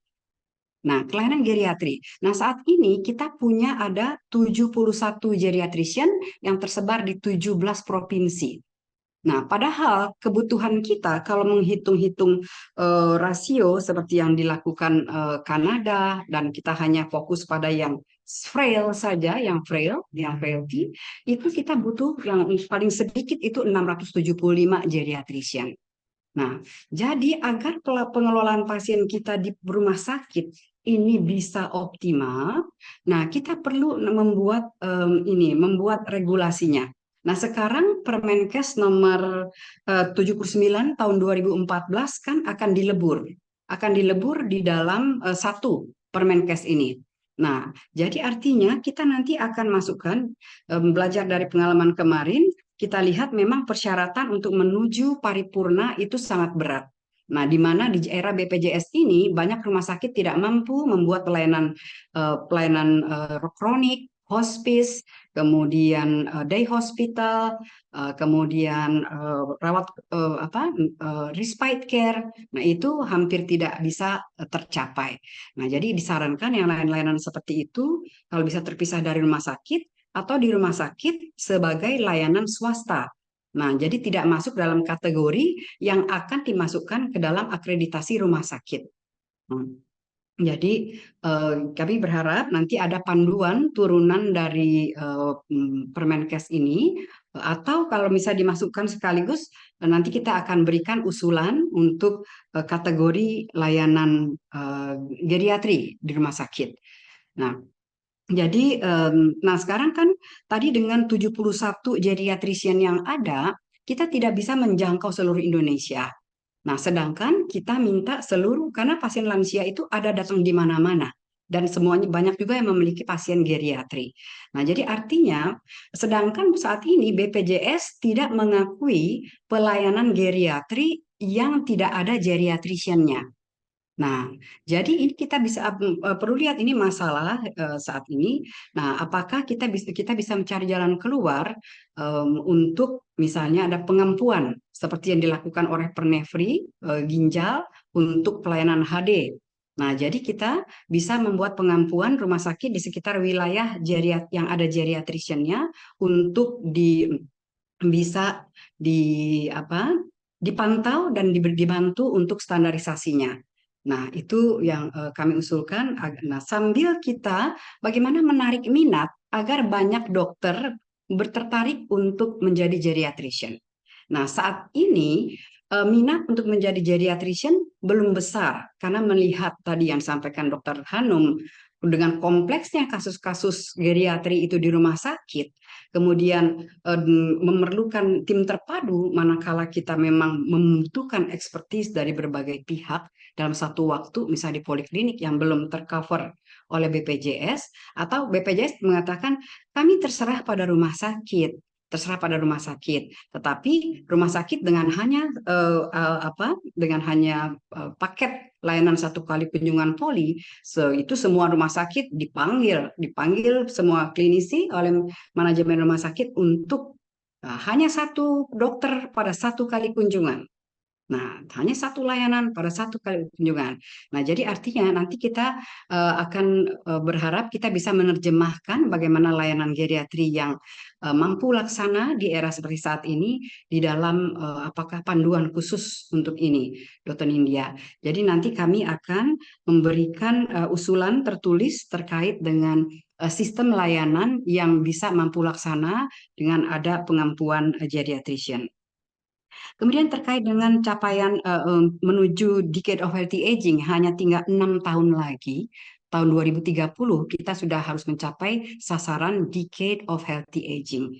Nah, jadi untuk aksi pertama tadi sudah disampaikan, bagus kalau kita tambahkan nanti yang terkait dengan ageism karena lansia kita sekarang banyak merasa mendapat diskriminasi bahkan oleh tenaga kesehatan.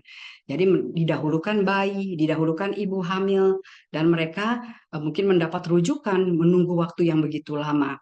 Nah, jadi sebaiknya nanti kita akan tambahkan mungkin dalam indikator Remstra, Dr. Nindya, yaitu misalnya kita bikin survei online kepuasan lansia yang dilayani di fasilitas.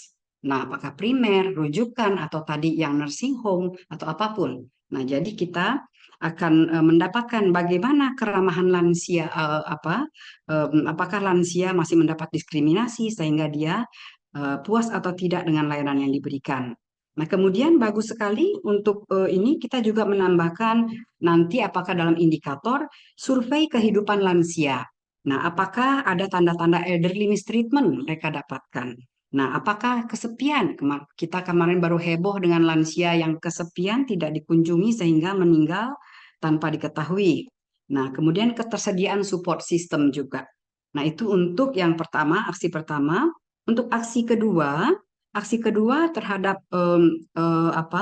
elderly friendly cities.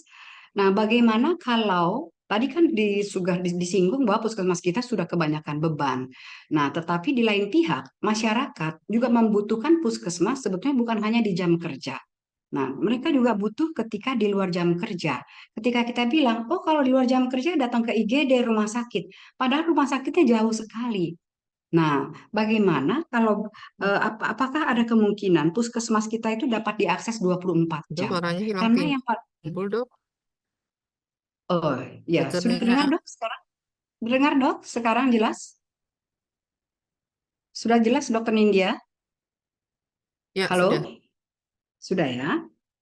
Ya, Ya. jadi apakah puskesmas dapat diakses 24 jam oleh lansia? Kemudian, ini dalam salah satu alur ICOP diharapkan agar puskesmas bisa memberikan jalan keluar terkait kebutuhan lansia akan berbagai support system yang ada di masyarakat. Nah, bisakah nanti Kemenkes bekerja sama dengan berbagai instansi dan lembaga, termasuk Kemensos, BKKBN, macam-macam Kemenkumham, bisa membuat ada pusat informasi di mana lansia kita itu bisa manakala membutuhkan bantuan, dia bisa dapat misalnya bantuan hukum kemana, dia bisa akses kemana. Nah, mau data rumah singgah itu yang di mana yang bisa dia dapatkan? Bantuan makan, dapat catering sehat, di mana dia bisa dapat? Nah, itu perlu kolaborasi lintas pihak untuk memudahkan lansia-lansia ini. Seringkali mereka tinggal sendiri untuk mendapatkan akses-akses tersebut. Misalnya, kenapa lansia tidak mau pakai gigi palsu? Karena gigi palsunya udah longgar, sakit, nggak enak. Jadi perlu kemana dia reparasi gigi? Apakah selalu harus ke dokter gigi? Kemudian misalnya alat bantu dengar, itu kan risiko demensia akan besar sekali kalau mereka gangguan pendengaran. Nah, itu kenapa nggak mau dipakai?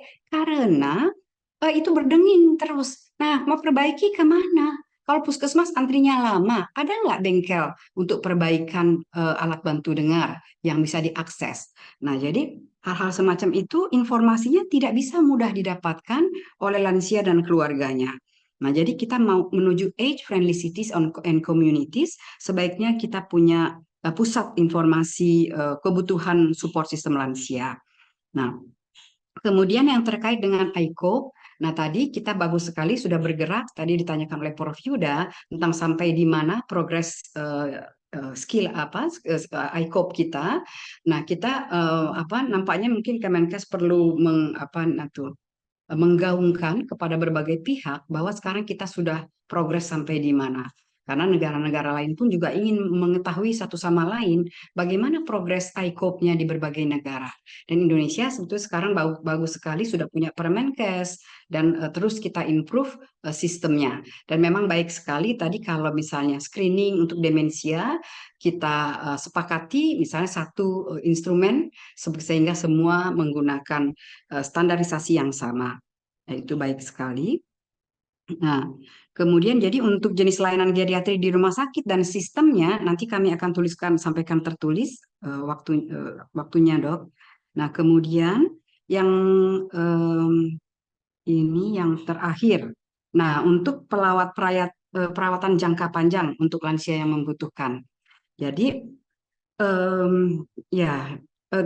nah, itu perawatan jangka panjang tadi terkait dengan nursing home tadi yang perlu kita standarisasi dan izinnya. Karena misalnya kemarin kita mengunjungi sebuah nursing home yang ketakutan mereka memiliki tenaga kesehatan yang berapa kali ditanya oleh polisi. Ini tenaga kesehatan bekerja di sini, mana izin lembaga ini? Mana izin panti ini? Nah, kemudian juga kita bagus untuk membuat kriteria home care yang seperti apa yang bisa dapat pembiayaan BPJS. Nah, karena memang tidak semua home care, tetapi kita perlu buat kriteria. Daripada berlama-lama, misalnya paliatif di rumah sakit, itu tadi kan nggak mau dipulangin ke rumah sakit, karena keluarga merasa berat merawat di rumah. Nah, jadi yang seperti apa yang bisa mendapat, itu sebaiknya kita buat regulasinya. Ya, terima kasih Dr. Nindya. Sementara itu dari kami. Mungkin teman-teman pergemi lain mau ada menambahkan? Dr. Suka, Dr. Roza, Dr. Nuri. Silakan, Dok.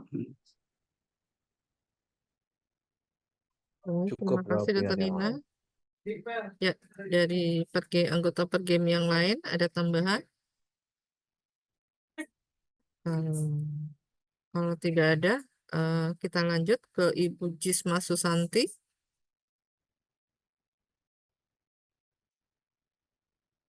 Ibu Jisma Susanti, apakah masih monitor?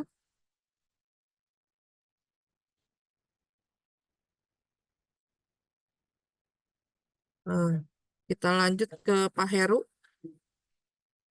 Silakan Pak Heru. Makasih Dr. Nindya atas waktunya. Selamat pagi, Assalamualaikum warahmatullahi wabarakatuh. Salam kenal dan salam hormat pada para guru besar yang hadir pada pagi hari ini. Saya kira tadi sudah banyak sekali disampaikan apa hal-hal poin-poin penting yang perlu kita perhatikan dalam penyusunan PMK ya, khususnya kelanjut usiaan, baik itu di rumah sakit maupun di tingkat pelayanan primer. Di sini saya sedikit saja ingin menggarisbawahi terutama dalam PJP, karena di PP itu kan sudah diatur bahwa PJP itu akan bisa dilaksanakan di Vaskes dan non Vaskes. Dan di Vaskes itu kita tahu bahwa ada Vaskes di layanan primer dan ada di layanan rujukan. Artinya tentunya nanti PMK juga harus betul-betul bisa mengakomodir seperti apa toh PJP dengan konsep di layanan primer dan PJP di tingkat pelayanan rujukan atau di tingkat pelayanan sekunder. Karena menurut saya definisi PJP-nya kan kita mengacu pada ADL. Jadi artinya para lansia yang membutuhkan bantuan dari orang lain itu sudah masuk kategori PJP. Nah, nanti kita juga perlu membuat satu definisi yang lebih jelas apa yang bisa dilaksanakan atau yang memang perlu ditindaklanjuti perawatan jangka panjang yang dilaksanakan oleh pelayanan rujukan atau di rumah sakit, dan seperti apa PJP yang memang nantinya bisa ditangani atau yang dilaksanakan di pelayanan puskesmas. Karena ini kaitannya tadi dengan sistem rujukan ya, baik rujukan dari PPK 1 ke 2 atau rujukan balik. Itu yang pertama. Yang kedua adalah berkaitan dengan tadi sudah banyak disampaikan mengenai ini membutuhkan kolaborasi, membutuhkan lintas program, lintas sektoral dan lain sebagainya. Dan kita tahu lansia pemerlu PJP itu kebutuhannya bukan hanya kebutuhan kesehatan, tapi juga sosial, spiritual, bahkan ekonomi dan lain sebagainya. Saya di sini mengusulkan seandainya memungkinkan untuk pengelolaan lansia yang membutuhkan PJP itu kita bisa menggunakan contohnya care management, atau kalau di rumah sakit sekarang sudah banyak berkembang case manager atau case management lah, mungkin ini juga bisa kita adopsi atau kita kembangkan juga tidak hanya di rumah sakit tetapi juga di pelayanan primer, sehingga fungsi care management di sini juga akan menjadi lebih kelihatan bagaimana pengelolaan lansia itu secara komprehensif itu dilakukan, sehingga indikator-indikator layanan ini menjadi lebih jelas ya, apa toh output dari PJP ini. Nah, yang terakhir kaitan dengan kompleksitas tadi, terutama di masyarakat, kita juga bisa mengembangkan CCH ya. Kalau menurut saya ini community care hub ya. Jadi partisipasi masyarakat itu menjadi sangat penting untuk kita libatkan, sehingga para caregiver informal yang memang ada di wilayah-wilayah khususnya ini menurut saya tidak hanya untuk kepentingan puskesmas, tapi juga rumah sakit pun pada saat melakukan rujukan balik itu juga akan lebih mudah kalau di masyarakat itu nanti akan kita kembangkan. Contohnya kalau sekarang sudah ada posyandu, lah di posyandu itu ada penambahan kompetensi khususnya bagi kader bagaimana membantu untuk mengelola pemenuhan kebutuhan lanjut usia khususnya yang membutuhkan perawatan jangka panjang.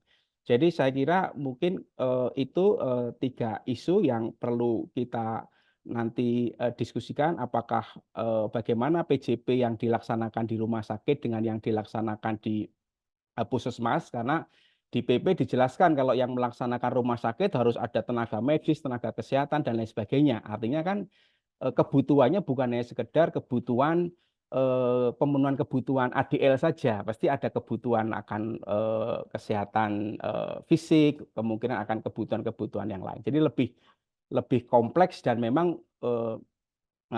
dibutuhkan kompetensi yang harus dilakukan oleh tim dari geriatri rumah sakit.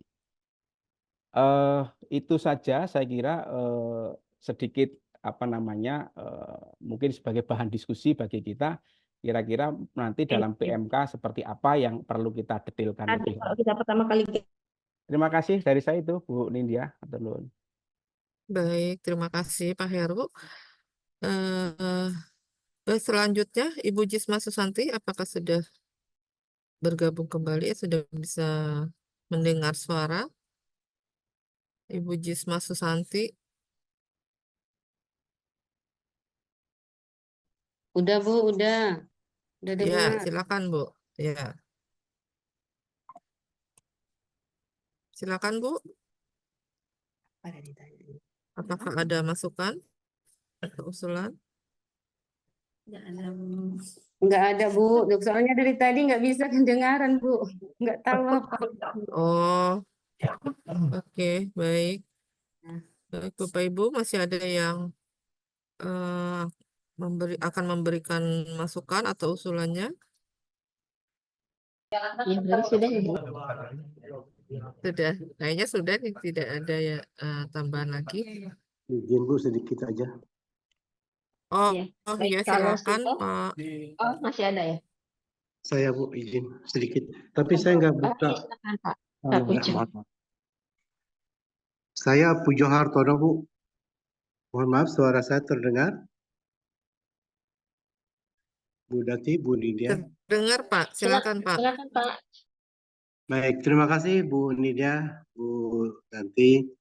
Pertama, salam hormat juga kepada semua peserta yang ada di sini, para senior semua. Saya hanya ingin menggarisbawahi saja Bu, 3 hal. Yang pertama, mungkin selain benchmarking dari negara tetangga, kita juga sudah punya beberapa pedoman tentang lansia, asuhan lansia dan sebagainya.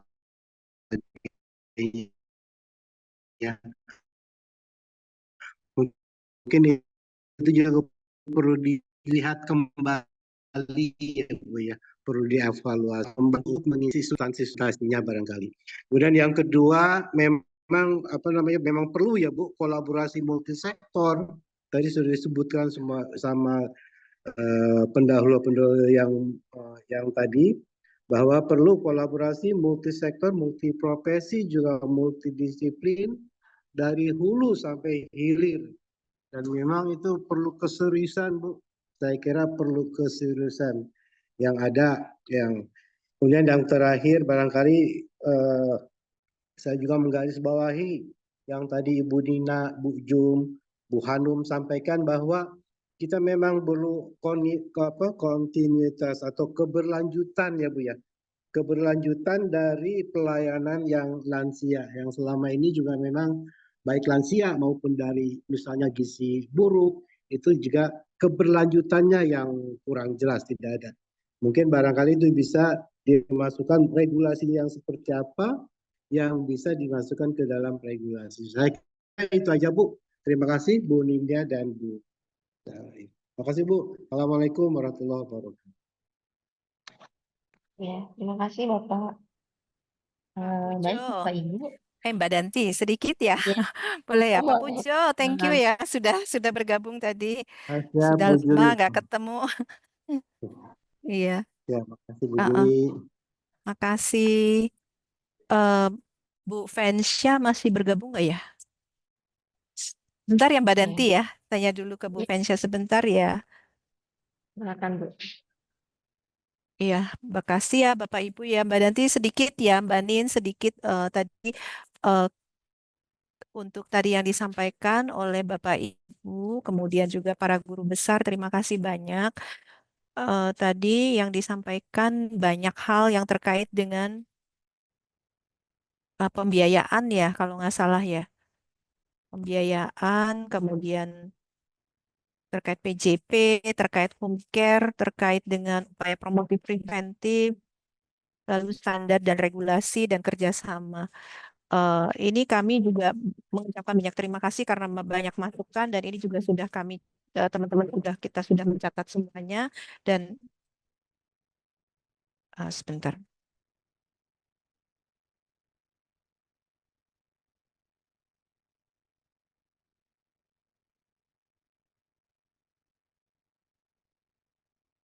Ya. Mbak Nin kayaknya sepertinya masih ada masukan ya. Tadi siapa Pak Suke masih raise hand Pak Suke Dokter Suke, ada yang mau ditambahkan, Dok? Silakan, Dok. Iya, ada yang mau ditambahkan, Dok? Mungkin sedikit aja, Iya, silakan, Dok. ya sedikit aja Bu Julina ya, menambahkan yang disampaikan Dokter Nina atau menguatkan sebenarnya terutama sistem rujukan dan kontinuitas dari perawatan usia lanjut kita ya. Saya mengusulkan bahwa nanti di regulasi yang baru rujukan itu menjadi lebih jelas ya. Kan nanti rujukan itu kalau tidak salah akan berbasis dari kompetensi SDM yang dimiliki dan fasilitas layanan kesehatan yang ada. Jadi saat ini kita mungkin akan mengimplementasikan ICOP-nya yang lebih rinci dan lebih detail dalam arti tidak hanya di screening saja Bu Jelina, kita sudah melakukan screening dan dalam screening kita menggunakan Skilas dan ADL, kalau nggak salah itu adalah metode yang sangat sederhana dan mudah dikerjakan. Nah, begitu terdeteksi gangguan dalam ICOP itu sebenarnya sudah diuraikan yang mana yang harus dikonsulkan ke rumah sakit atau fasilitas pelayanan sesuai dengan SDM yang ada, baik psikiater, baik neurologis, baik THT, mata, gizi, termasuk geriatrician. Jadi implementasinya mungkin akan lebih rinci lagi diuraikan dalam aturannya sehingga lebih jelas. Terutama untuk kami di geriatri mungkin kriteria rujukan yang digunakan itu akan lebih mudah untuk diimplementasikan. Pertama, yang masuk pasien geriatri itu 70 tahun dengan satu penyakit itu sudah masuk dalam pasien geriatri sehingga pengkajian komprehensif geriatrisme di rumah sakit itu akan bisa langsung diterapkan sehingga pelaksanaannya jadi mudah.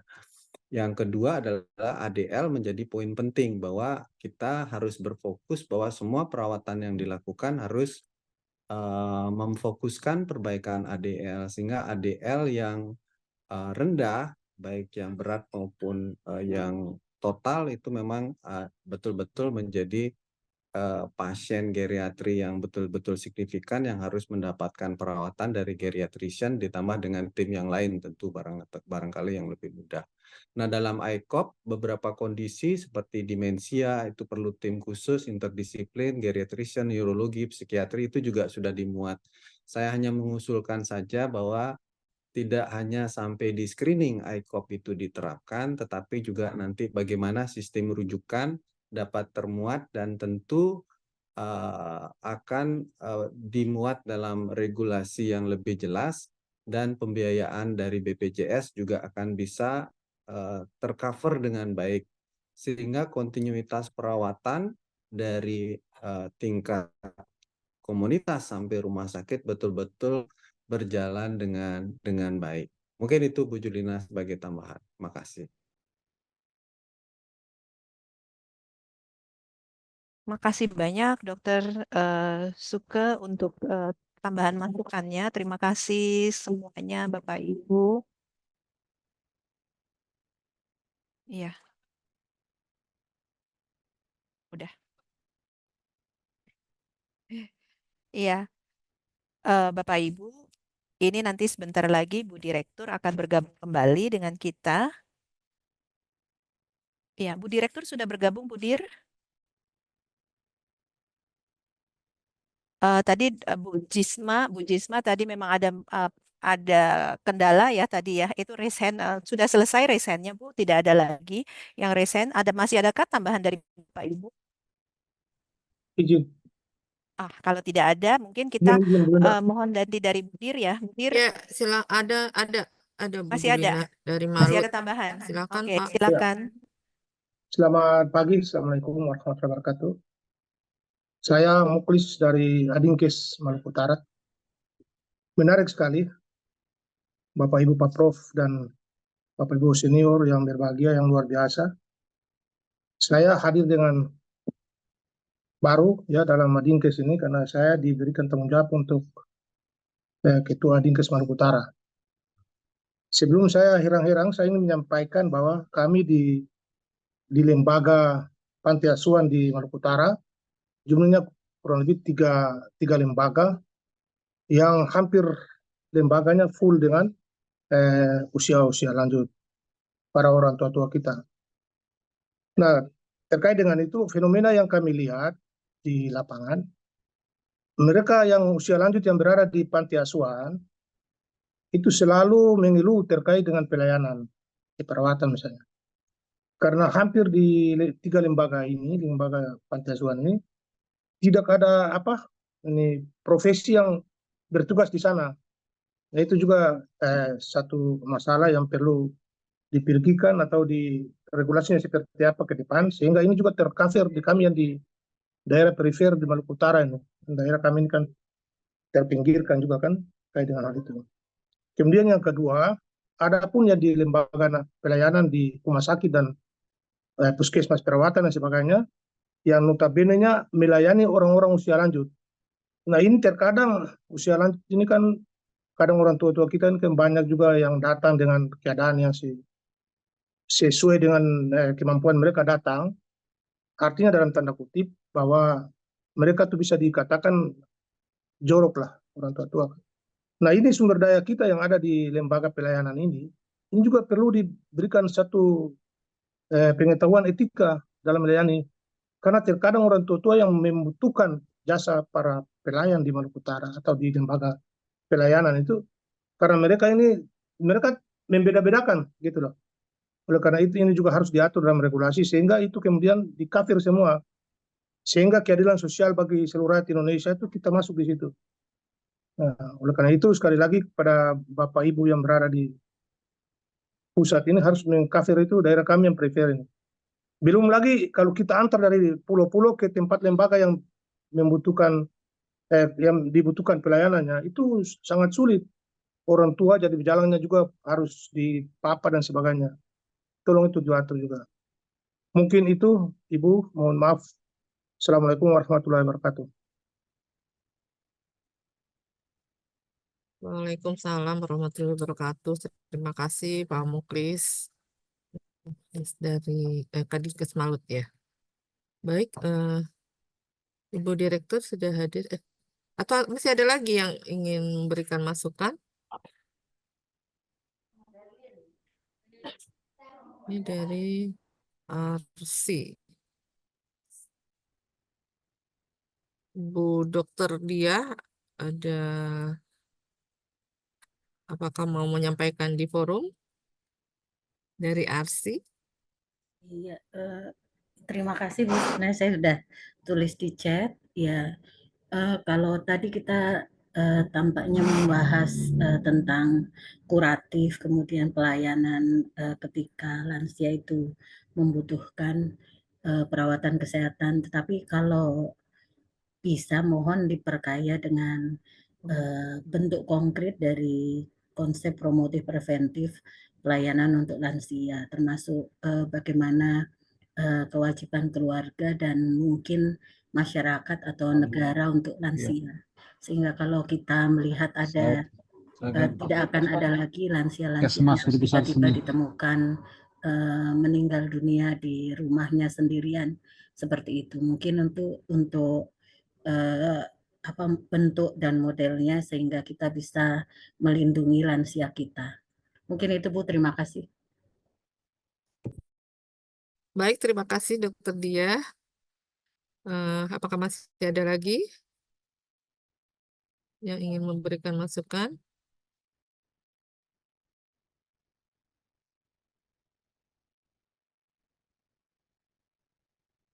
Tidak ada lagi. Terima kasih semuanya Bapak Ibu atas masukannya. Saya kembalikan kepada moderator. Kembali Mbak Danti.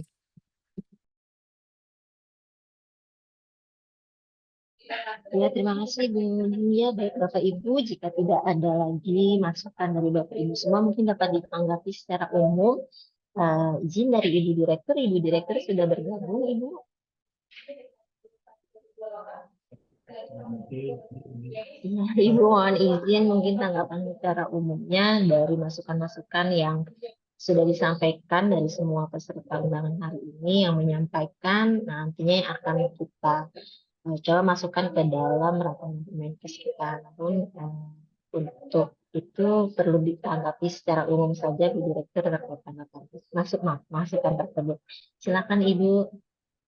Ya, baik. Makasih Mbak Danti, Mbak Nindya dan juga Bu Yulita, Yulina.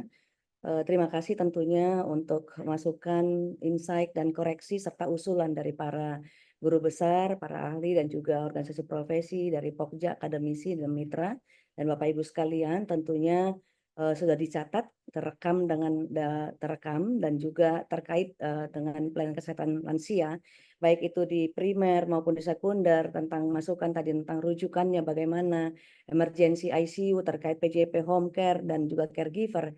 Dan juga terakhir tadi adalah kompetensi SDM khusus di daerah yang terpencil, bagaimana peningkatan kompetensinya, dan juga menggali lebih dalam lagi untuk upaya-upaya di setiap upaya tersebut, mulai dari upaya promotif, preventif, kuratif, rehabilitatif, dan juga paliatifnya.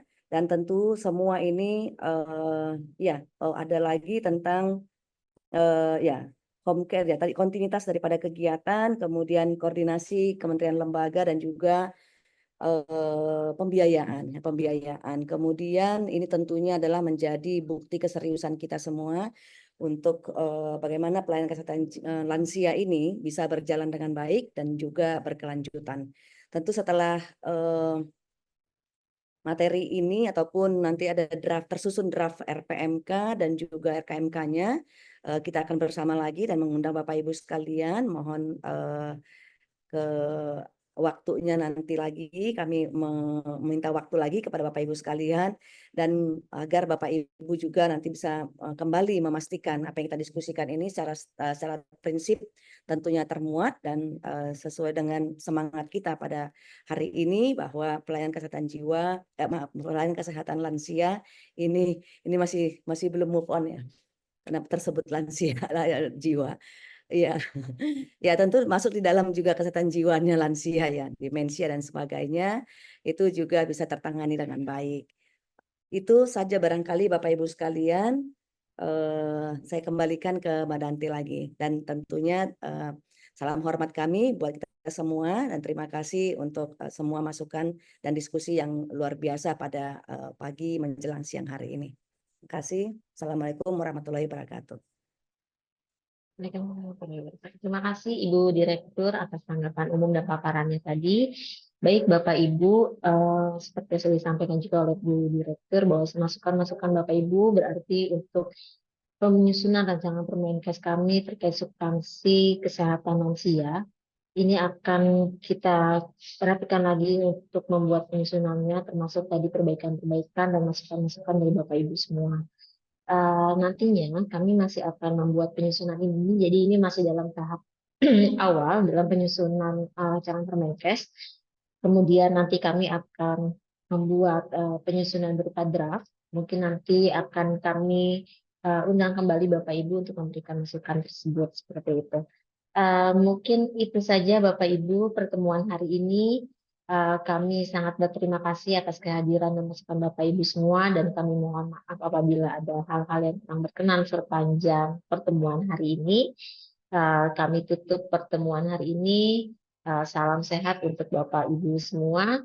Semoga rancangan Permenkes kita bisa segera selesai dan mampu mewujudkan lansia-lansia yang sehat dan sejahtera.